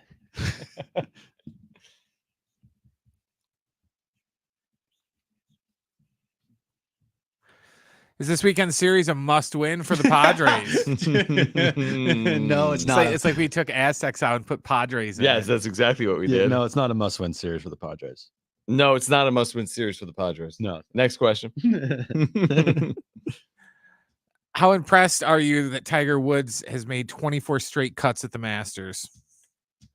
I mean, to have played the Masters every single year that you were a professional golfer, and to make every single cut as a professional golfer, I mean, that's impressive. It is. To make a cut in professional golf is hard. And to do it at the Masters every single year that you're a pro, that's an accomplishment right there. He won't win it this weekend. Now, if he finishes it, that will be an accomplishment after what he's dealing with. I mean, he's not moving great. He still has he has a limp. He's walking very slow. But for him, he shot +1 over the last 2. He played 22 holes today? Yeah. And he's +1 through 2 rounds, right? So he shot +2 overall today through 22 holes. Oh, he's played well. There's no other way to look at it. 24 straight cuts of the Masters is incredible. To your point, it would be, could he potentially be within arm's reach on Sunday? Could he shoot 3 under tomorrow? Well, the leaderboard's at 6 under. 6 under. So he's 7 off. Could he just go shoot 2 under, look up, and you're 1 under overall, and maybe you're within 4 or 5 strokes? The only way that it would mean something is if he shot a 66 tomorrow. That's how good he has to shoot tomorrow to be in it, you're saying? Yes. Because now Scotty Scheffler, he had, for his standards, not the best of days. Mm-hmm. I am the ultimate jinx on underdog fantasy, just letting everyone know. Right. He is, I think, even through today, and he's 6 under par. He's had a couple bogeys when he hasn't had a bogey his first round was bogeyless. Mm-hmm. And he shot a 66. This round, he's probably going to shoot a par. Now, the wind conditions there were crazy. Mm-hmm. DeChambeau, he shot a +1 today, so he's still 6 under. Max Homa did really well today. But you're going to need to go 66 tomorrow to be in it. And you're going to need to hope that as far as the top leaderboard goes, no one has a 67 day. Right. No, that makes sense. Because if that happens, then there's no shot. By the way, you look up and Tiger, he's played very well. He's tied for 22nd. He's 7 strokes back. Now, 6 strokes back, Xander Schauffele, who was +1 yesterday, but he was -1 today. He's even and tied for 16th. He's 6 shots off the pace right now. So again, I think you got an outside shot. Someone has a nice Saturday that's like even par and puts themselves in contention. And the cut line is now moved to +6. +6. Mm-hmm. Okay. So what was the question, by the way? Oh, it is impressive. It is. It's impressive. Yeah. Next question. Will Caleb Williams live up to the hype? It's a lot of hype. Like, what is basically, if Caleb Williams not this, then it's a disappointment. I mean, definitely franchise, top 8, not even better than that, top 5 quarterback in the NFL. I think he's going to have to be, right? He can't be a top 12 quarterback. I liken him to, if he's not immediately like Andrew Luck. Okay. I think Bears fans, tell me if I'm wrong, Brent. I think you'll be disappointed. I'm already disappointed. He hasn't taken played him yet. I think he's got 1 year, and by year 2, he's going to have to show all the parts of being that potential guy. Right. He's going to have to be that guy within 1+ season. Yeah, I would compare him to, he has to be like Andrew Luck right away. Andrew Luck came in, you knew, franchise guy. Mm-hmm. Franchise guy. The team around him may not have been that great, but he lifted everybody up. He threw for 1,000,000 yards. And by year 2, they're in the postseason. Well, from the Bears' perspective, it better work. But we've said that before. They never really have a quarterback that works. No. So it better kind of work. Next question. Do you feel bad for Shohei Ohtani for being the victim of a massive theft by his former translator? No comment. I don't feel bad at all, because you're the one that gave your buddy the passcodes to your account. You're the buddy that kind of like didn't check in on things and maybe to his, like, why would you check in for a guy that you trust? Sure. Like a best of friends. Like, why would you have to check in? I understand that. Right. But nobody in his camp was like, what's going on here? That's what, again, do I believe Ohtani? Do I believe that these reports are like lying? Like, no, I believe these reports are factual. Sure. Like, Ipe was the one that corroborated all of this stuff and stole from Ohtani and bet all these crazy bets and parlays and all these things, right? Like, I believe all that to be true. And I believe that Ohtani did not have anything to do with it or bet or anything. But what I can't wrap my head around is Ohtani being this clueless and like naive to this whole situation. I agree with that. And by the way, I'm guessing there's some type of like, what's it called? Like restitution? Like, will he receive this money back in some form? I mean, he doesn't need it. That was my one thing on the, like, wouldn't you notice missing 16 million or 500,000 or 4 million? Wouldn't you notice it? But I just don't know the particulars there, because you probably have others that handle a lot of your finances, would be my guess. He's earning in the tens of millions per year in endorsements, regardless of what he's salaried. Can you imagine how much money what is his worth? Oh, yeah. Do we know? Is it approaching $1 billion at this point? I think you got to put the B in. You got to put the B there. So 16 million of $1 billion is 1.6%. Mm-hmm. So again, you and I noticed that I'm missing 3350. Me too. But if I had $1 billion, would I notice $1 million? And again, you'd like to think that you would, but are you the handler? When you are Shohei Ohtani and your job is to perform, are you worrying about the personal finances, or does someone else worry about the personal finances? Well, it's not even, it's like you spend every single day with this guy. Apparently. And there's not one instance where you're sitting there and you're with him where you're like, what's going on, dude? Is it also true, because people were saying this yesterday, is it true that Ohtani found out that Ipe was the culprit here following game 1 of Padres Dodgers in Korea, or did he know before then? Says he found out after. I know, right? And then the whole thing about how Ohtani's people set up this interview with ESPN for Ipe. Yeah, we still need to get to the bottom of that, don't we? And like the checks that were like, did he forge Ohtani? Again, there's a lot of things here. We need some questions answered. We're getting a lot of people that are like, I can't believe you guys' opinions like defamation, and you guys are going to get. No, we're offering our opinion. Giving our opinions, you morons. I see Ben Verlander on Twitter just getting on his full knees for Ohtani, like getting on his knees, bending his head back, tongue out for Ohtani. It's a little bit hard visual, but chill. at the same time, guys, you can't, for me, this is just my personal opinion. I can't sit here and feel like this amount of remorse for what Ohtani's going through, because I tell you what, if that happened to me, and I was a millionaire, like, dude, I wouldn't expect anybody to feel bad for me, because guess what? At the end of the day, I'm still a millionaire. Fair. I'm just an idiot. I think it's fair to have questions. What we're doing absolutely. is questions. We're not saying anything definitively. No. At no point have we said anything definitively.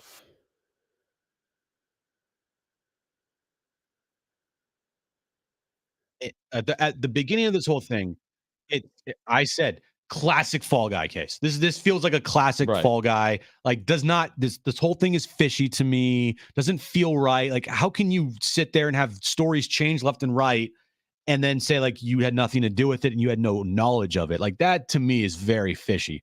And then the Fed's report came out yesterday. Like, okay, maybe he didn't know anything about it, but I'm still sitting here kind of wondering, are you like, what? How could you not know anything about it? Like, are you that naive and stupid? There's still questions. All right. Call 877-767-4760. First two callers will have a chance to win a pair of tickets to see Neil Young. Neil Young, Crazy Horse, April 25th, less than 2 weeks away at the Cal Coast Credit Union Amphitheater. The number to call, our first two callers will be contestants. We'll play trivia, okay? The number to call, 877-767-4760. Call right now. First two callers will be our contestants to win Neil Young tickets. Great giveaway coming up later this month at the Cal Coast Credit Union Amphitheater. 877-767-4760. Call now. That's next.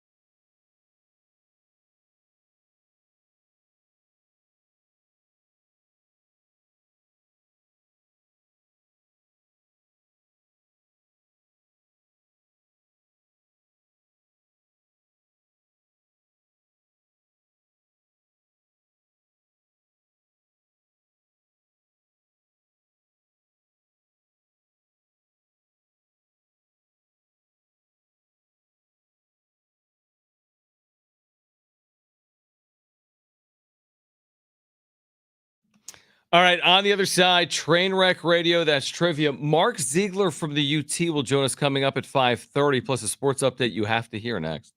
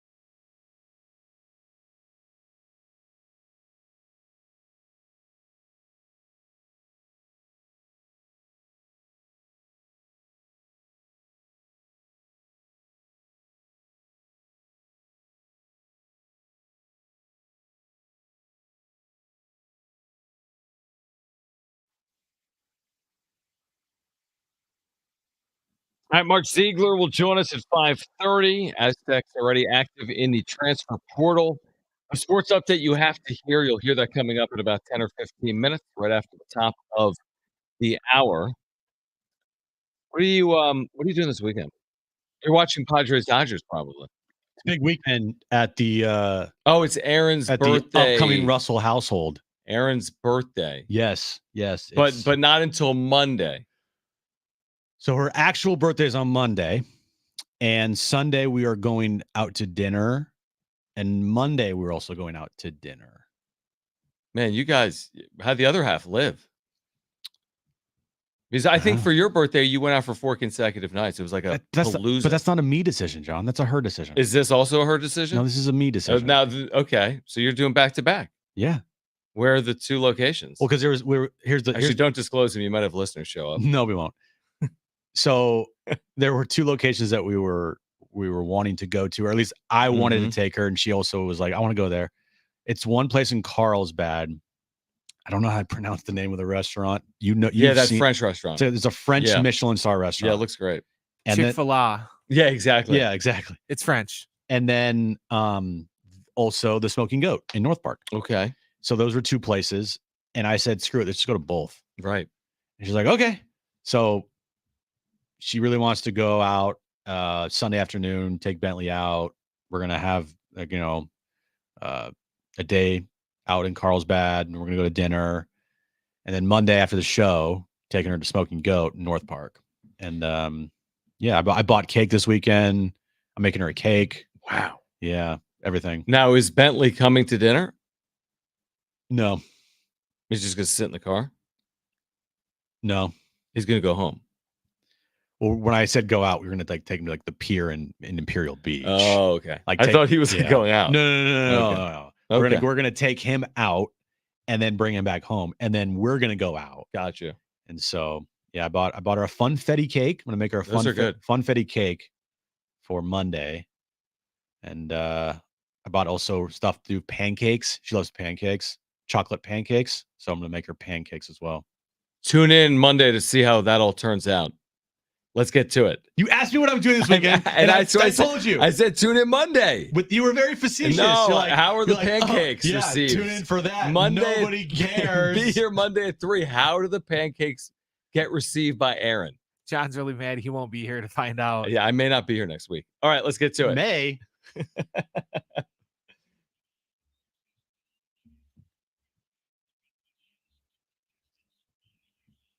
All right, 3 questions, 2 contestants, 1 lifeline. Today's 2 contestants, we have Max and we have Colin. Max, you called in first. We have your choice of Jon or Jim. Who do you want to go with?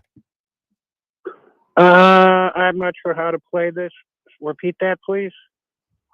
You have to pick one of these 2 hosts to be your partner, Jon or Jim. Who would you like to be your partner Of today? course. Yeah, I'm hard of hearing. Jim, of course. Jim, of course. No, Tim. No, he said Jim. I think he said Tim, but we know who he means. Whatever. Who is this? Max. I Jim got out is of with the Max. dentist. Oh my God. Okay. Max and Jim. Max and Tim and Colin and John. All right. John, you there? I'm John, you I'm here. idiot. Oh, Colin's there. Colin's here. I'm here. I'm so. It's I'm just, contagious. oh boy. All right. Max has me. Colin has John. Brent, what is the question today? Oh my God. All right, as we talked earlier with Cynthia Freeland, the NFL draft is less than 2 weeks away. Today's question, can you name any of the first overall number 1 draft picks in the NFL draft since 2013? Okay. So we're looking for anybody who went the top number 1 overall pick since 2013. Okay, so that means Colin will be up first here. Colin, what is your first guess? You do have a lifeline, which is John if you choose to use it. I'm going to have to go lifeline Lifeline? Already? already. I mean, my eyes are closed because I'm looking at previous drafts in my mind. Hit my hand. It really hurt. Did you? Yeah. The only person I see is Trevor Lawrence, was drafted first by the Jaguars at some point. Do you take that? I take it. Boom. All right. Sunshine. Max, you're up next. What's your first guess? You do have a lifeline if you want to use it. Andrew Luck. Andrew Luck. Since 2013, though. Ooh, boy. Oh, close. Okay, we're close. But he was number 1 overall He was pick. 2012. 2012. Ooh, ouch. Colin, you're up next. What's your second guess? You do not have a lifeline, so this is all up to you. Okay. Give me a 5 seconds. Kyler Murray. Kyler Murray. Oh, Murray. Okay. All right. Max, you're up next. You need a correct answer. You need here, a correct answer or you lose. That's a lifeline. You do have a lifeline if you want to use it. So what are you going to I take? do. All right. You do. Oh, man, now I'm blanking. Hold on. I got this. Don't worry. I got this. All right. Number 1 overall pick since 2013. Last year's draft, the number 1 overall pick. Dude, why am I blanking? 3 seconds. Dude, oh my God. I am the worst. I'm the worst right now. You have no answer? Dude, I am the absolute worst. Who was the number 1 overall pick last year, John? Well, I'm not going to tell you, you idiot. Oh, all right. My God. Do you take We it? make a good team. We make a great team, Max. I'm going to figure this out like after you guess. So what do you got, Max? What's your guess? I'm going to have to say Jalen Hurts. Jalen Hurts, top overall pick, is incorrect, and that'll do it because Jim just let you down. He let down the whole team, and we'll never live this down, this moment of infamy on Jon and Jim. You didn't even guess a football player. Mister, I watch all 17 Niners games, so everything's great. I know everything about the 3-4 defense. I am such an idiot. You really are. I should have just said Joe Burrow. Correct. That would have been right. Yeah. How do you feel? I feel. How do you think Max feels? Yeah. Max hates me right now. Yes, you should. Who's on this list? All right. Starting in the 2013 draft, we had Eric Fisher. He Baker was a tackle. Mayfield, too. Yeah, that also would have been correct. Mr. Late to the party. All right, then we had Eric Fisher, JD Clowney. Then we had Jameis Winston. I can never say that name. Davian Clowney. Jared Goff, Myles Garrett, Baker Mayfield, Kyler Murray, Joe Burrow, Trevor Lawrence, Travon Walker, and last year, the guy that was racking your brain, You think of it yet? I have no idea. Bryce Young. Bryce Oh Young. my gosh! I thought Purdy went first overall. Heard so much about First in it. Jim's heart. Okay. On the Yeah. other side, we're getting you ready for game one of this Padres Dodgers series. The sports update you absolutely have to hear, and it's not from Jim. Plus, Mark Ziegler will join us at 5:30. Hour 3. Jon and Jim next.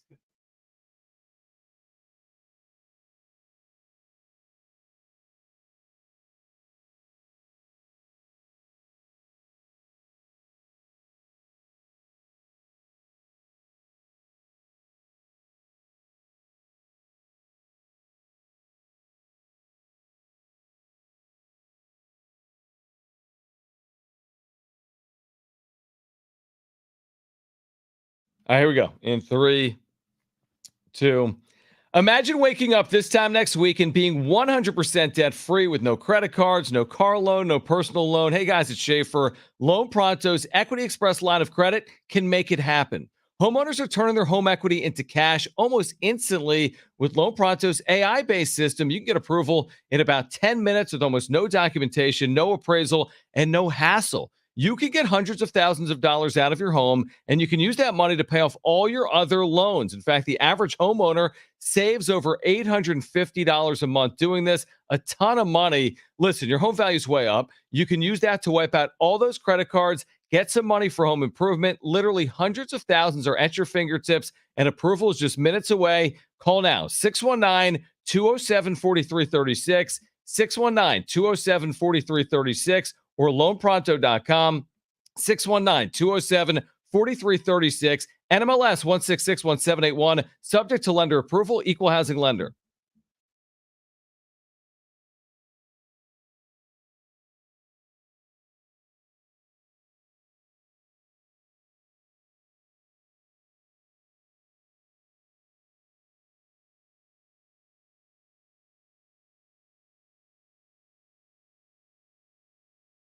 In 3, 2. Guys, I found an absolute game changer if you've lived that on-the-go lifestyle. That doesn't make any sense.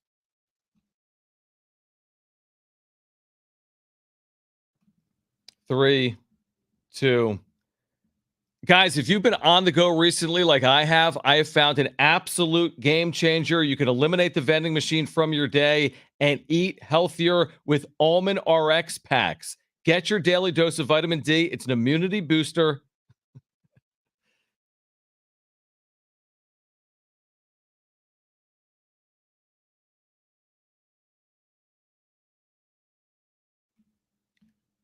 Three, 2.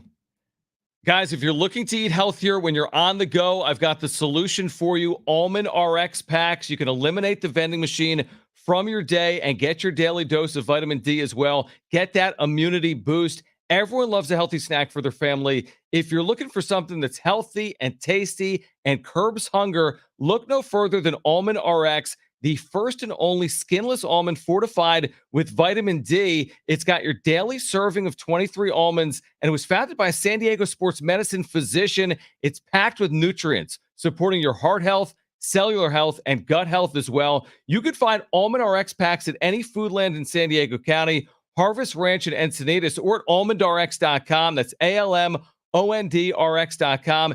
If you go there right now, you're getting free shipping on orders over $25. You heard me right. Free shipping, orders over $25 at almondrx.com. Curb hunger. It's perfect for the on-the-go lifestyle.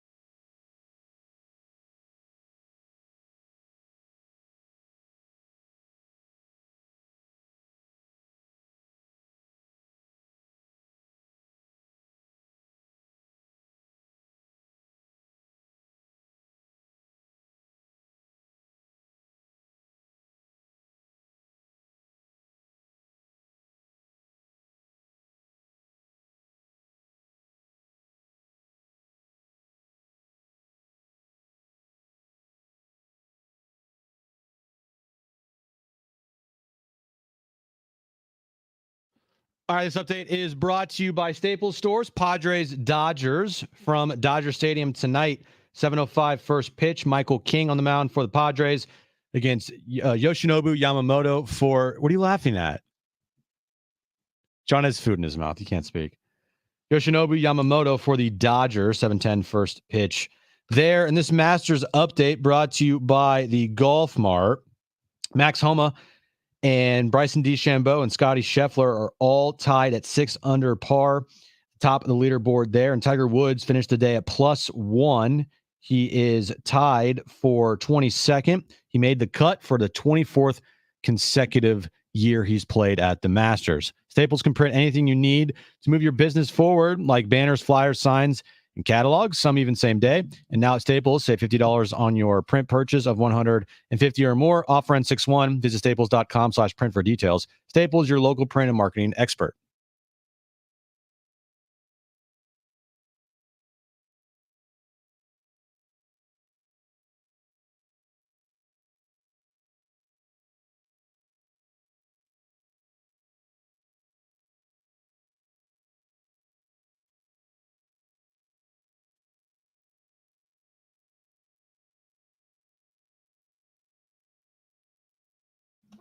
All right, San Diego and Southern California, what's going on? Final hour, Jon and Jim. Mark Ziegler joins us at 5:30. Jim's back page is ahead. We have the sports update, the Augusta update you didn't hear. Now, Jim gave you a decent update, I guess. I wasn't listening. Shocker. Who's leading at Augusta? Right, who's leading at Bryson DeChambeau, Scotty Scheffler, and that other guy. If you can name him, I'll give you $10. Oh, man. 6 under. Shooter McGavin. Yeah, I don't have a good feel. Adam Sandler. No, who is it? Max Homa. That's right. Okay, so I'm just naming random golf movies, John. Jim gave you an update. Have we been critical of Jim's updates over the years? Sure, to some extent. We wouldn't be if he did updates like this guy. Right. So let's hear. What is this? What's this from? This is hold on, let me pull this up here. Is it like a not Bleacher Report? No, it's a what's the thing that people listen to? Radio? Yeah, no. Is it something? Podcast? Yeah. You know who Chris Vernon is? No, I don't. Okay. Well, who's he work for? He's like a personality. Who's he work for? Hold on. He's the NBA podcast co-host for The Ringer. Oh, The Ringer. Yeah. Damon Bruce posted this, so I don't know if this has anything to do with his show. If you've heard of him, They just he just took his video and he reposted it. But okay. he's done this. He did this last year. Chris Vernon did. Yeah. And this is his Masters update. Is it better than Jim? Yes. Okay. Magnolias and dogwoods, Jim Nance, pimentos and cheese. It's the 2024 Masters going straight to your dome. You better duck. Damn, son, where'd you find this? That's what's going on at Augusta. It's going on at Augusta. It's going on at Augusta. That's what's going on at Augusta. Max Homa 7 under. Max Homa 7 under. Where is the homie Max Homa? 2 shots to your doma. Gonna leave you in a coma. Yo, he's the homie Max Homa. What's going on at Augusta? It's going on at Augusta. Skinny Bryson 6 under. Skinny Bryson 6 under. Keto. What's the hypotenuse? Shut up, nerd! What's the hypotenuse? All right. Shut up, nerd! What's the hypotenuse? So you had an Shut option. up, nerd! You had an option to do that for your update. What's going on at Augusta? This is like Jim's best moment of the day. You love this. I have a headache now. Yeah. Dude, I was like the first time I heard it, I almost started to cry. It's pretty funny. It's pretty good. It's well, it's everything that golf isn't. True. That's true too. He was exciting. He was putting emotion into everything. If every golf update was like that, yes. you would watch golf. I won't watch golf, but I'd pay attention. You'd pay attention. If Jim Nance did his commentary like that, What's then I would going watch. on at Augusta? Yeah. Max Homa 6 under. Nerd. Pimentos and cheese. Pimentos and cheese. Stop screaming. Okay, I liked it. It was good. We should have him as noose. Is he available? You're a nerd. We need an update What's guy. hypotenuse? Okay, we get it. Can he be our update guy? Shut up, nerd. Padres, Dodgers. Thank the Lord I'm John off next can't week. do this. Shut up, nerd! You need to keep that, Brett. I need a week off. I need you to keep that. Play that all week long. forever. Play that all week Shut long. up, nerd. Anytime John talks about net rankings, Me, Mr. Marvel Universe and the king of the WWE, Lord of the Rings or whatever. Shut up, nerd! Yeah, well, exactly. it works for both ways, I guess Yeah, you I could guess say. so. But I'm okay with being a nerd. So shut up, nerd. Listen, if you tune in next week, here's what you're getting. Nerd! Here's what you're going to get next week. You're going to get what Aaron had for breakfast Monday at 3. I want you to just. Here's what I want you to do right now. And you're going to hear that kill the show. obsessively I want for you to 15 hours. I want you to murder the show next week. You're going to get that for To tell 15 hours. Everybody to not listen. Also, I want you to say. take our ratings. Also, I want to say. Take our ratings, baby. I want to say the Do it. Padres play Perfect next week at 4 p.m. Tank the ratings. Come on. What else you got? What else you got? If you want to listen to Jim fumble man. over his words for 3 hours a day, No, maybe you'll have that update guy on. Maybe you'll book a guest. I will book a guest. Guess. Guest is. Over under on next week's guests. You know, you just book that guy, and then you book. Swing the bat, bro. Swing the bat, bro. Yeah, We've gotten 2 legendary sound bites today. Swing the bat, bro, and shut up, nerd. How is that? Shut up, nerd! It's like the best Friday ever. It really You is. get 2 iconic now drops on our show. Shut Yes. up, nerd, and swing the bat, bro. Amazing. John is not into it. John. No, I can't do liked it. I liked it. I don't know if you're going to do it all week next week. All week. We might do it even beyond that. Well, the but thing definitely is, the all week. Masters are going to be over. Yeah, but there'll be more golf. But, There'll be like the but not- Sunoco Open or not something. the Masters, bro. True, but there'll be a U.S. Open still to come. This only applies to Masters. Oh, is Waste that- Management Open. Exactly. Now, it might apply to the Waste Management Open as well, Mm-hmm. because that is the definition what the Waste Management Open is, which is just Is drink there as much any beer other as possible. tournament that sounds like is run by mobsters than the Waste Management Open? Oh, Isn't that what Tony Soprano was in charge really of? Was is. Waste Management? Yeah, it really is. Do you want to talk about Padres Dodgers? I know you want to talk Shut about up, Padres. nerd! Thank you. Yes, Brent. Yes. I hate you. Boom. Yes. Or do you want to talk more golf? Would you rather talk golf? Padres, please. That was, Let's talk golf. that was perfect. Let's talk golf. If you want to Shut talk, up, nerd. let's talk golf. Let's talk golf. You want to talk more golf? No, I do want to. I do want to talk. What do you? Padres, I Dodgers. want you to lead the next 13 minutes. No. Yes. No, I want- yes, I- because this is getting you ready for next week. I can do it by myself. I just can't do it with another person. Okay, this is your chance to let's try it out. You're in charge. I'm not talking. So you take it from here. You have to talk. All right, Padres Dodgers this weekend. I know you'll fear the dead air. No. Here's Yeah, the thing. Here's the thing. When I'm alone, like I can do it, but when you're like staring at me and this is like a pressured, like, hey Jim, do something, you're just gonna make fun of me. So I'm not gonna do it. So I guess we're not talking. I guess we're gonna get no airtime. I knew you would talk.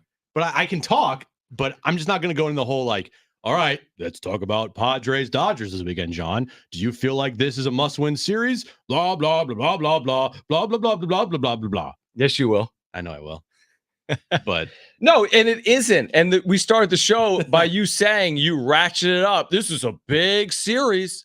This is a big series. I didn't Anyone say that looks at other than that. Did I say that? Yeah.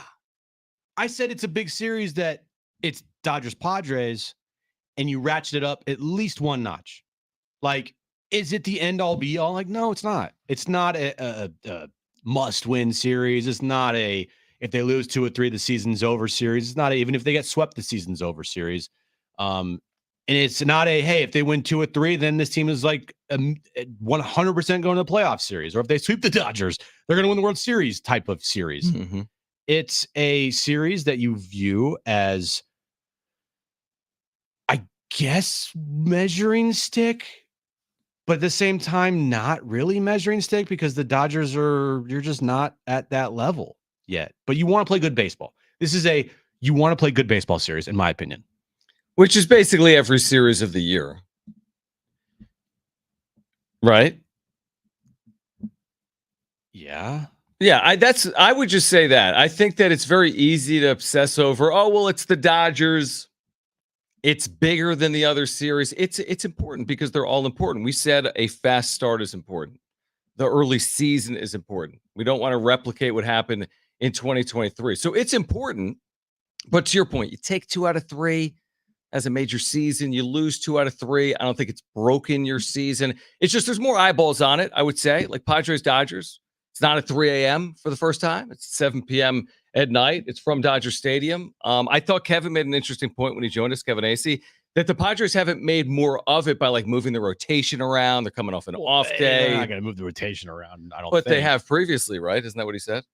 They have previously, and you could have if you wanted to. Yeah, because you had an off day. You could have gone King, Darvish, Musgrove. Yeah, exactly. Because you had an extra day, you could have skipped. The Dodgers didn't do it. Right? No, you're not going to do it on April 12th. Probably not. I think teams have definitely. In the standings. If you need to go and put your best players out there at any possible, I guess my point is this. My point is this. Do you think anyone in LA, if I turn on Sports Talk Radio in LA right now, do you think anyone is talking about playing the Padres this weekend? No. That's kind of my point. I summed it up after 2 hours of talking about it. You figured it out. Why are we treating this like it's some overly significant, huge, massive series when the opponent isn't? I don't know if we're treating it like it's some overly massive big series, though. I think it's one of those things that, like, if they lose 2 out of 3 to Atlanta, nobody cares because it's not like you run into, 6 Atlanta Braves fans when you go to Circle K or whatever to go get coffee. Here, you might run into, a whole bunch of Dodger fans and stuff. So if you lose, you're going to have to, hear about it. So I think that might make a somewhat of a difference from the fans. Just because, like I said, it's one thing to lose to a team where you don't have to hear from their fan base and get crap from it compared to, the Dodger fans. Here's the difference between them in LA not really starting their shows with Dodgers Padres. Well, they might be starting with Dodgers because, and it's just the truth. San Diego has the Padres. LA has the Lakers, the Dodgers, the NFL. But that's kind of it. I don't think that. I think it's Lakers, Dodgers. I would bet right now the start of everybody's show in LA is starting with the Lakers because the playoffs are right around the corner. They have a situation where they lost to the Warriors the other night, and now they're in like the 10th seed. And that could be a problem. But that doesn't really prove the point. Because let's say the series was June 28th. Well, here's another. Say that the Dodgers were in a city that they were the only major team in town. Then guess what? Everyone's talking about Dodgers Padres to start their show. Yeah, that's not proving the point to me. I'm not saying they're not talking about the Dodgers. They're definitely talking about the Dodgers a lot. Well, didn't you say like are they opening up their shows in LA with talking Dodgers? about playing the Padres? Right, Dodgers Padres. Right. No, I think they're talking about the Dodgers. I think they talk about the Dodgers and they talk about the Lakers. That's what they talk about. So I'm just saying, I don't think they're treating the series differently. So should we treat the series differently? I guess is my point. And I don't know if we're treating the series differently. That's how the show started. That this is a bigger series. But Jay Cronenworth said earlier this year, we don't really look at it like that. Who else said it? Xander Bogaerts is like, I don't want to pitch against them. They're clearly the best team in the NL West. I'm paraphrasing. I mean, I just think if we want to say that the early season matters, then the early season matters. But this series is important, just like the upcoming series against the Brewers, I guess, for me, is important. But I know people don't like that for whatever reason. I know. But I think Padres fans don't care what people are talking about in LA. I don't think they care about if they're viewing the series a certain way or not. I think Padres fans are going to look at this series as a big series because it's against the division rival and they have history. Like before 2022, I mean, you could say they had history because they faced off in the 2020 fake playoffs, but it was what it was. But 2022 I think, cemented this as a rivalry inside the division. Is it a bigger rivalry historically than Dodgers Giants? No. But from a standpoint of, now the Diamondbacks, they have history with the Dodgers. Yeah. Okay. The Padres, they have history with the Dodgers, recent history with the Dodgers that is impactful because both of those teams, the Padres and the D-backs, beat the unbeatable 100+ win Dodgers in the postseason. I'm glad you mentioned it because what's interesting is everyone talks about, we hear it so much. We've talked about it. 13 years the Dodgers have won a season series from the Padres. Dodgers have won the division how many of the last 11 years? 10 of 11? Other than that 107 win Giants team. Right. But the truth is the Dodgers have lost when it's really mattered, which isn't this weekend. I know people don't like hearing that. When it's really mattered, they've lost critical series, like to the Padres in the postseason, like to the D-backs in the postseason. That's the part that I think is hard for people to wrap their full minds around, that the regular season doesn't still have the same significance it once did. We talk about it obsessively. Like you said, there's one professional team in the Big Four in San Diego, but the regular season doesn't have the same bite that it previously had because teams that win 100 games in the regular season lose their first playoff round against teams that had 84 wins in the regular season. The 84-win teams weren't in the postseason 8 years ago, and now they are. So I just feel like it's changed, and people are still treating the regular season and treating these series and treating these quote-unquote rivalries like it's such a big deal in April, when it may or may not be, when what really matters is what's happening later in the year, like in the postseason. You know what I think these types of series give fans? While the teams aren't viewing this as like, hey, let's go measure to see how good we are. I guarantee you tonight, John, on the wrap-up show, if the Padres lose 7-1, we're going to have that discussion. Or not we, but there will probably be a discussion in the chat and amongst people online and whatever of like, man, the Padres are so far away from the Dodgers. Man, of course, we would all agree that that's a weird analysis off one game. I know. It is. But because if they win 7-1, are they better than the Dodgers? No, but at least fans will be happy about that. Oh, absolutely. Sit through a loss, Yeah, it's of course. fun when you beat the Dodgers. It's always fun when you beat the Dodgers. But Right. that conversation of like, man, they're never going to be like the Dodgers happens when they lose to them and when they lose big to them. Yes. And it doesn't matter really because it's like just make the postseason now and they can beat them. Right. I think these will be competitive games. I hope I'm right. I hope I'm right. But I hope they'll be you're right too, competitive games. And if they're any team in one game can win a game 9-2 or lose a game 9-2. I'm sure the Dodgers will lose a game 9-2 this year. But you're also just so sick of losing to them.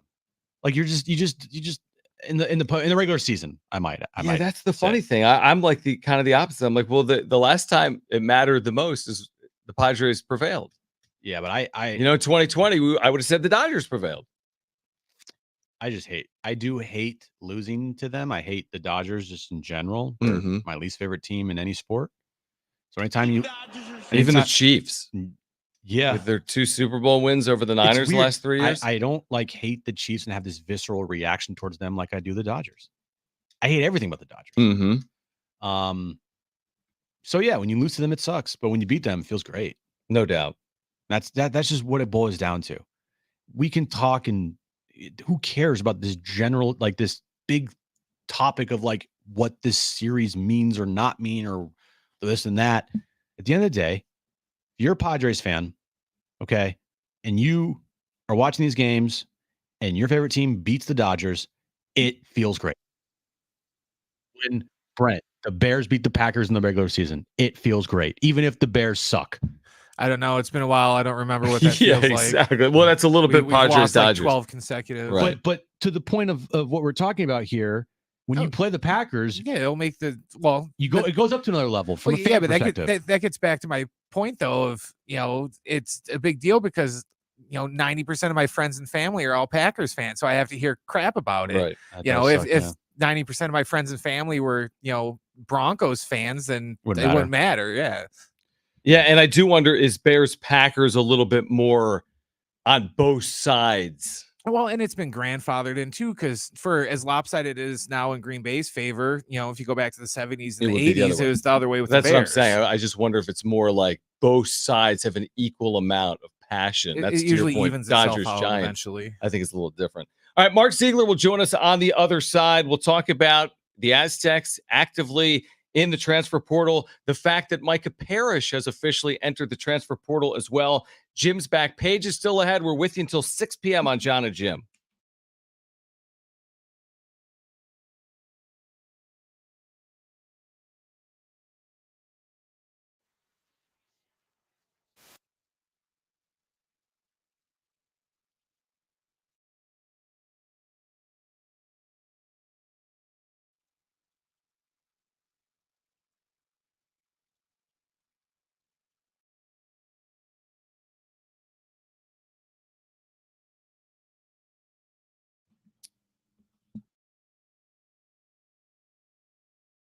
All right, like most of you, I've been on the go a ton recently, traveling, meetings, appointments, shows. And if you're looking to eat healthy while on the go, I've got the solution for you. It would be Almond RX packs. You can eliminate the vending machine from your day, which saves you money. It keeps you healthier. You're getting your daily immunity boost as well with your daily dose of vitamin D. Everyone loves a healthy snack for their family. Almond RX, healthy, taste curbs hunger. Look no further than the first and only skinless almond fortified with vitamin D. It has your daily serving of 23 almonds and was founded by a San Diego sports medicine physician. Almond RX is packed with nutrients supporting heart health, cellular health, gut health. And you can find these packs, Almond RX, at any Foodland in San Diego County, Harvest Ranch in Encinitas, or go right now to almondrx.com. That's ALMONDRX.com. Go there right now. Get free shipping on your order of $25 or more at almondrx.com. Almond RX curbs hunger. It's perfect for the on the go lifestyle.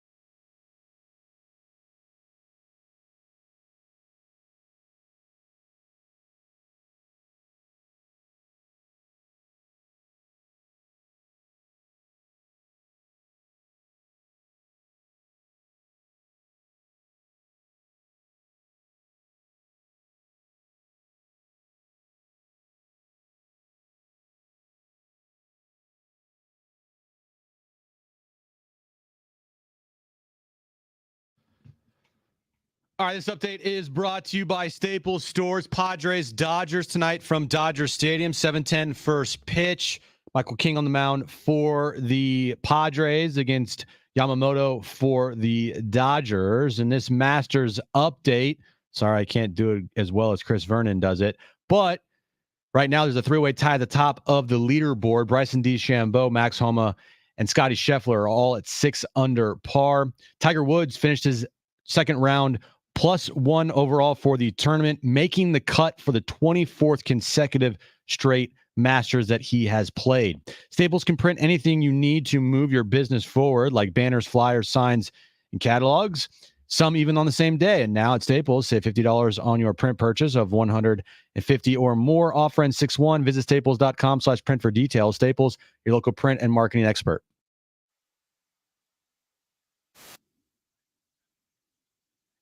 6 p.m. on this Friday evening. Great to catch up with Mark Ziegler. We had Brian Dutcher in studio yesterday. Aztecs offseason underway in earnest. Kind of never stops. Transfer portal is open. Aztecs coming off that Sweet 16 run. Mark, we always appreciate your time. We know it's busy even with the offseason here. And you had written about Micah Parrish and this likelihood that he would enter the portal and potentially not be back to the Mason 24-25. Now we know he's in the portal. So what's your reaction there, and what does it ultimately mean for San Diego State? I'm not super surprised. I just think, and it has nothing, to do with Micah or the type of person he is or player. I just think sometimes programs and players kind of run their course, and it's just time to move on. And I think this was one of those examples. And maybe even, like Keyshawn Johnson last year, it was just, I think maybe in his mind, it was just kind of time to move on. And so I'm not surprised at all. And I know that the door is slightly ajar for him to come back, but I don't expect it. I think they'll part ways amicably, and we'll see different faces in his position next year. And we had Dutch on yesterday. We talked about the new NIL tournament. He was very positive about it. Is this thing going to happen, in your opinion, do you think? Well, they're all in. San Diego State is all in. I think you could probably garner that from his reaction, his words to it. The problem is you've got to get 7 other schools that are in. You got to get the sponsors lined up so it makes it worth their while. You've got to get TV. You got to get venues. And I think the biggest hurdle, my sense is, maybe not so much with San Diego State, but with other schools that have committed to an MTE, that it is a long-term commitment of many years. They've signed contracts, and it's very hard for them to get out of it. San Diego State is supposed to play an event in the Palm Springs area next year, but I don't get the sense, I don't know if contracts haven't been signed, but I don't think it's been finalized. A field hasn't been announced yet. And so I think it's probably easier to maneuver around that. Those other schools, I think, are still interested, but a lot of them are in MTEs. And so the question is, do you, with this NIL event, do you make it, MTE stands for multi-team event, and you only get to be in one per year in the non-conference. And so do you make it into just a bunch of games that isn't a multi-team event that only counts as one game on your schedule, but you get to play 3 or 4? Do you just make these individual games and not a tournament? And so that's kind of the talks, I think, going on behind the scenes, and it's probably take a few more weeks, maybe a couple more months to sort that out. Mark Ziegler with us right now. Jon and Jim, San Diego Sports 760. Mark, in covering the team, there's a bit of a fascination about Magoon Guath, who redshirted this past year. Of course, a lot of fans haven't seen him yet because he didn't play. He has practice, as you and I know. What are your expectations off a redshirt year, 7-footer that's got some versatility? What kind of role could he have as a redshirt freshman for San Diego State? Well, my expectations are he's going to be a really, really, really good player. I mean, he's got a skill set that not a lot of people have. He's 7 feet. He moves like he's 6 feet. He can shoot it. He can handle it. He just got a good sense and feel for the game. He's a good passer. He's got really soft hands, makes quick decisions, and he's pretty tough. I mean, that was the thing when I got to see him. I saw him shooting around a lot. Like, oh, wow, he has a lot of skill set. But then when I got to see him going against Jaden Ledee and Jaden Ledee throw elbows at him and him shove back, I was impressed at how tough he is. That said, he didn't play at all this year, and he barely played the year before. He's going to be rusty. And so I think for fans to have that expectation that he's going to be an NBA-level player next year is probably unreasonable. There are going to be flashes, and there are going to be ups, there are going to be downs. And so I think the ideal situation for him is to be a bench player who can come in certain situations, play a bigger role in certain situations, maybe play a smaller role, not have a ton of pressure on him, and let him sort of ease his way back into that day-to-day playing. And I expect his second year of playing, so not next season, but the following season, 25-26, I expect him to be pretty darn good. Mark, what kind of player are they looking for here in the transfer portal? And do you expect them to land any big-time names? Well, big time names is, it depends on your definition. They've always, whether it's recruiting high school kids or recruiting portal kids, they don't look at stars. They don't even look at scoring averages. I mean, look at Yanni Wetzel, who turned out to be just a fabulous player. Yeah. I mean, he was a backup at Vanderbilt, one of the worst teams in the country, one of the worst power conference teams in the country. And before that, he was at Division II. So they don't look at superstars. They don't look at the rankings of transfers and say, oh, we got to get somebody in the top 10. So they'll go after the guys they want to go after. I think they're looking for a point guard. I think they're looking for a scoring big. And the one thing about that is it doesn't have to be a scoring big. It's also a shot blocking big because Magoon Guaf can block shots. He's a natural rim protector. So and they also have Farrell Compton coming next year, who's also a rim protector. So I think they can just look for a guy who can just score. And then the third player I think they look at is probably a wing who can shoot it pretty well, since they were not obviously very good three-point shooting this year. But a bigger player, kind of in Micah's role a little bit, 6'6", 6'7" type, wiry, versatile defender that can shoot the three. Mark, we've talked about this a lot with you previously, and I know that Mesa Foundation right now is in a fundraising effort with the transfer portal open. Do we have a feel right now for how the Mesa Foundation Collective is doing with their NIL collective compared to maybe other programs in the Mountain West? Well, that's also sort of a relative conversation. If you compare to where they were last year or the year before, they've made absolutely incredible strides. Mm-hmm. I mean, they've almost tripled their budget for the year, and so that's huge.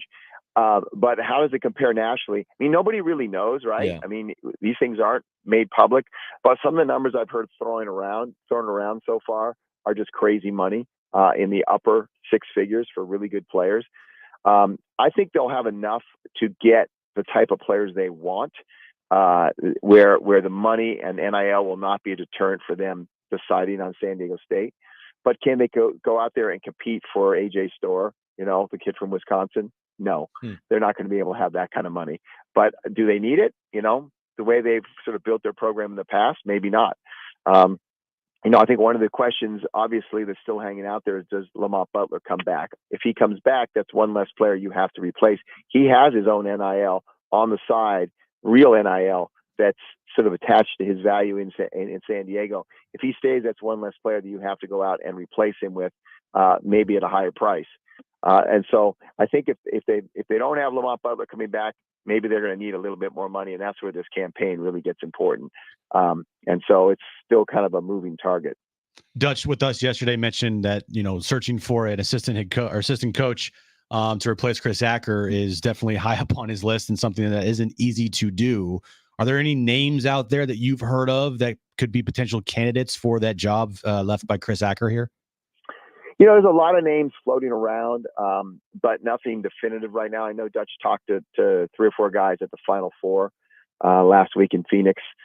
And by the way, in terms of the NIL, one thing a lot of people don't realize is they were in a dead period from last Thursday until today when it switches over, where they could not have on-campus visits or they could not go and visit a player. They could talk to them on the phone, but they had this dead period around the Final Four and then in the week afterwards to kind of give people a break. But with so he used that time to talk to assistant coaches. And I think the list is narrowed down to 3 or 4 candidates, and they'll get closer to hiring somebody. But it's guys all over the map. I mean, I know one person, and one name that's popped up is Tim Shelton, former staffer, but former player as well at Colorado State this year. He's really made strides as a coach. But I've also heard that there's some sitting head coaches that are really interested. And that's going to be a more complicated discussion because they're going to be leaving as a head coach to come to be an assistant with the hope of maybe taking that lateral move and then making the jump to head coach, just like Chris Acker did, who they'd be replacing. But now, there's a lot of perks that come with being a head coach. There's a salary question. And so then that becomes more of a complicated discussion about salary and role and all that. So I think it might take, if those people are serious candidates, it's going to take a few weeks to settle on somebody. It'll be interesting to see how that plays out. Mark, I know you wrote about this yesterday. You wrote about officiating with the Mountain West moving forward and being tied to like a consortium with the Big Ten. But you also wrote about this idea that the Mountain West will at least broach the idea of looking at their conference schedule again. Is that fair to say? They went from 18 games, announced they'd go to 20 games. But then the selection committee said that they basically shouldn't be playing more conference games. So you look at the ACC potentially playing fewer conference games. So where does the Mountain West stand in terms of how many conference games they'll play next year? Well, right now they're at 20. It's approved. It's decided. And if nothing happens, basically in the spring meetings, which are here in a few weeks, they're going to play 20 next year. But what Gloria, I think, was saying is they're going to, I don't know. I think revisit might be too strong of a word, but they will have some discussions and some debrief about, okay, this is the feedback we got from the selection committee. They didn't agree with that feedback. They produced some statistics that they felt, refuted what Bubba Cunningham, who will be the chair of the selection committee next year, said to CBS, which is basically, they didn't play enough games out of their region in the non-conference, and there's some issues with their non-conference scheduling.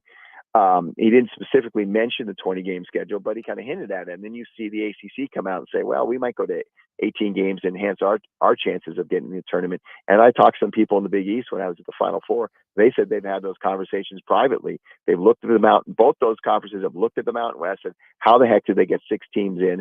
What did they do to game the system of the metrics? And one of the things they came up with is the 18-game schedule. Well, here's the Mountain West going away from it. And so I think Gloria's smart enough to realize, man, maybe San Diego State knows something here. Maybe we need to look at this again. I don't think personally anything's going to happen, but the fact that they're discussing it may set it up for the following year. If things don't go well and it's a 2-bid league or a 3-bid league and they don't like their seeds again, maybe the following year they realize, okay, we got to go back to the 18-game schedule. San Diego State was right all along. Interesting. That makes sense, but it's almost like if it isn't broken, they've had 4 teams, 6 teams in the last 3 NCAA tournaments. I mean, that's 14 teams, an average of nearly 5 per year out of the Mountain West. Interesting time to change the conference schedule. Mark, always appreciate it. We're looking forward to your off-season coverage, and we hope to do it again soon. All right. My pleasure. Talk to you guys. Great stuff. Mark Ziegler. Union Tribune covers the Aztecs men's basketball beat. Jim's back page. That's next.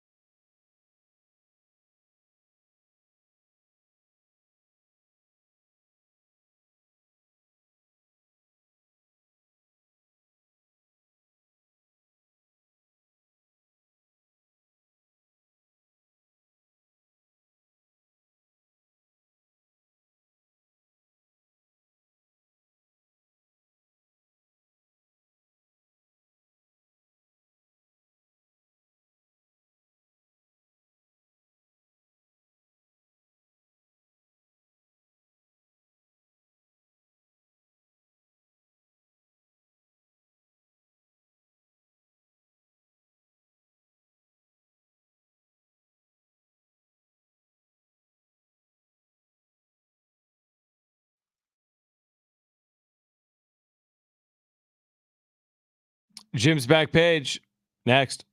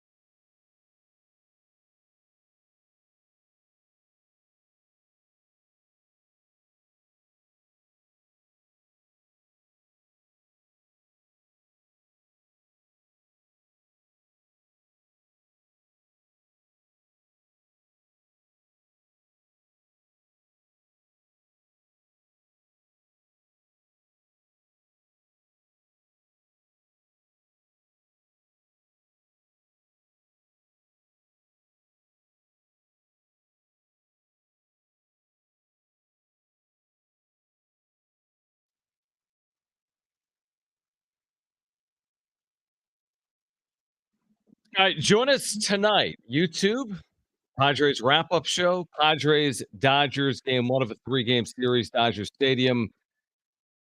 Who's on the mound? Yamamoto and King. Yes, like I said in my Yamamoto update and every King. time. Yeah, 17 minutes ago. Yes. Because you listen to everything I say. Yes. Let's get to Jim's back page.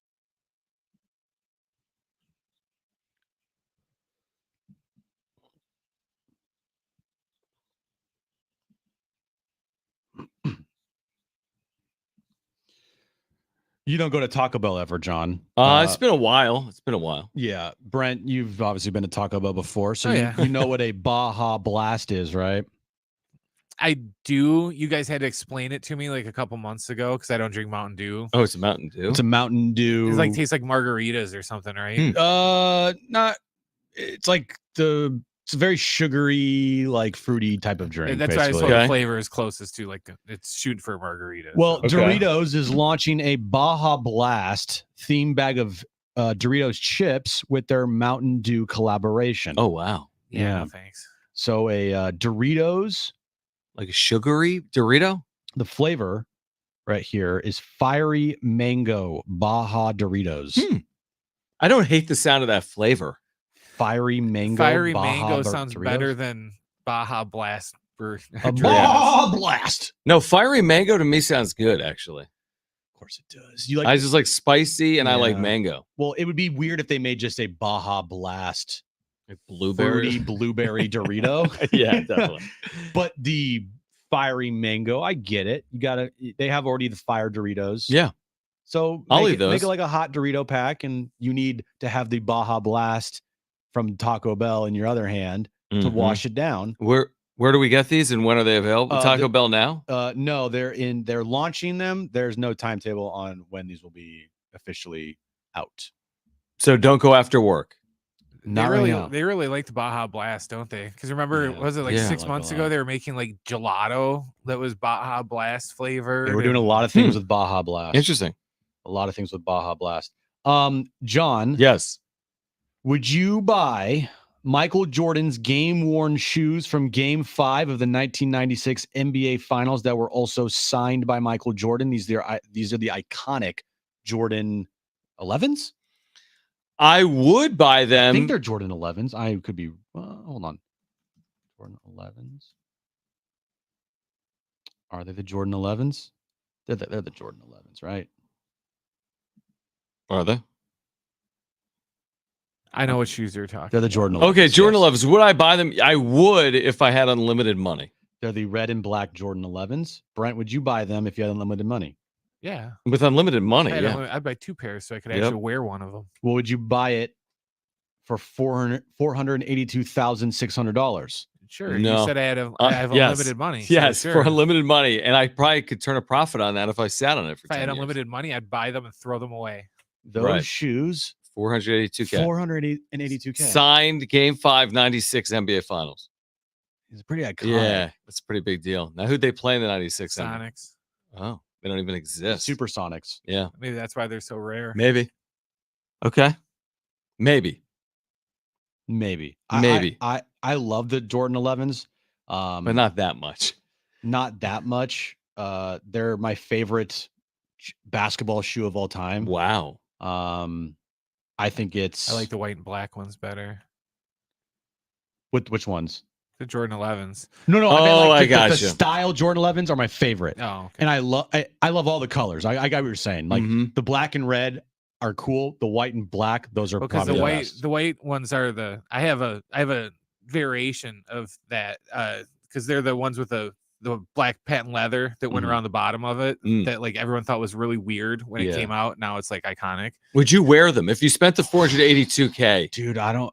No, Sign. I would put him in a right. Yes, and I would be like DJ Khaled, and I'd make people carry me everywhere so I don't get them dirty. Right, exactly. Well, they're already worn in because they were used. Right.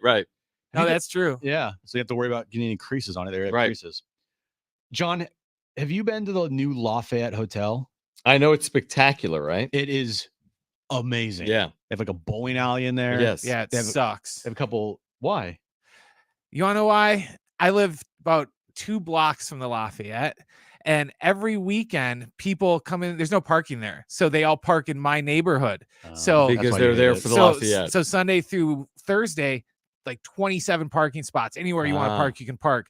Friday, this is a real problem during the Aztec season. I'd come home and I'd have to drive around the block for like 30 minutes Because everyone's at the hotel. Yeah, there's no parking. So Brent, I hate that place. Brent hates it because of the parking issue. Okay. But if you take away the parking issue, It's a great hotel, right? It's an amazing hotel. Yeah. And why I say that, not just me saying it's an amazing hotel, it won a major award, John. I heard about this. Major award. Isn't it like best hotel in the world? Fragile. They won the 2024 New Hotel of the Year by Esquire magazine. That's amazing. That is a big time publication. Esquire? Best new hotel according to Esquire in 2024. Wow. That is huge. The restaurants there, dude, so good. Oh, I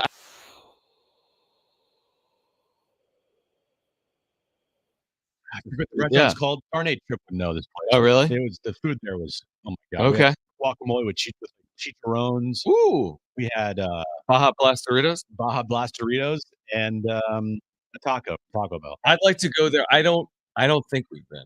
But I'll just park in Brent's. Yeah, I'll just take Brent's spot. I'll race out of here. Just take everyone else. Take Brent's spot on a Friday afternoon. All right. Join us tonight. Padres wrap-up show on YouTube. Join us on Monday. Aaron's birthday. Will she join the show? No, probably not. Probably not. Oh, actually, she's not working. She might join the show. She may join the show. My co-host. She might be your co-host. All right. If you missed anything today, sportssc.com, iHeartRadio app, iTunes, TuneIn Radio, Spotify. Find us on social at Jon and Jim. For Brent and Jim, I'm John. Have a great weekend. Keep it here at San Diego Sports 760. Peace out, brother. Bye.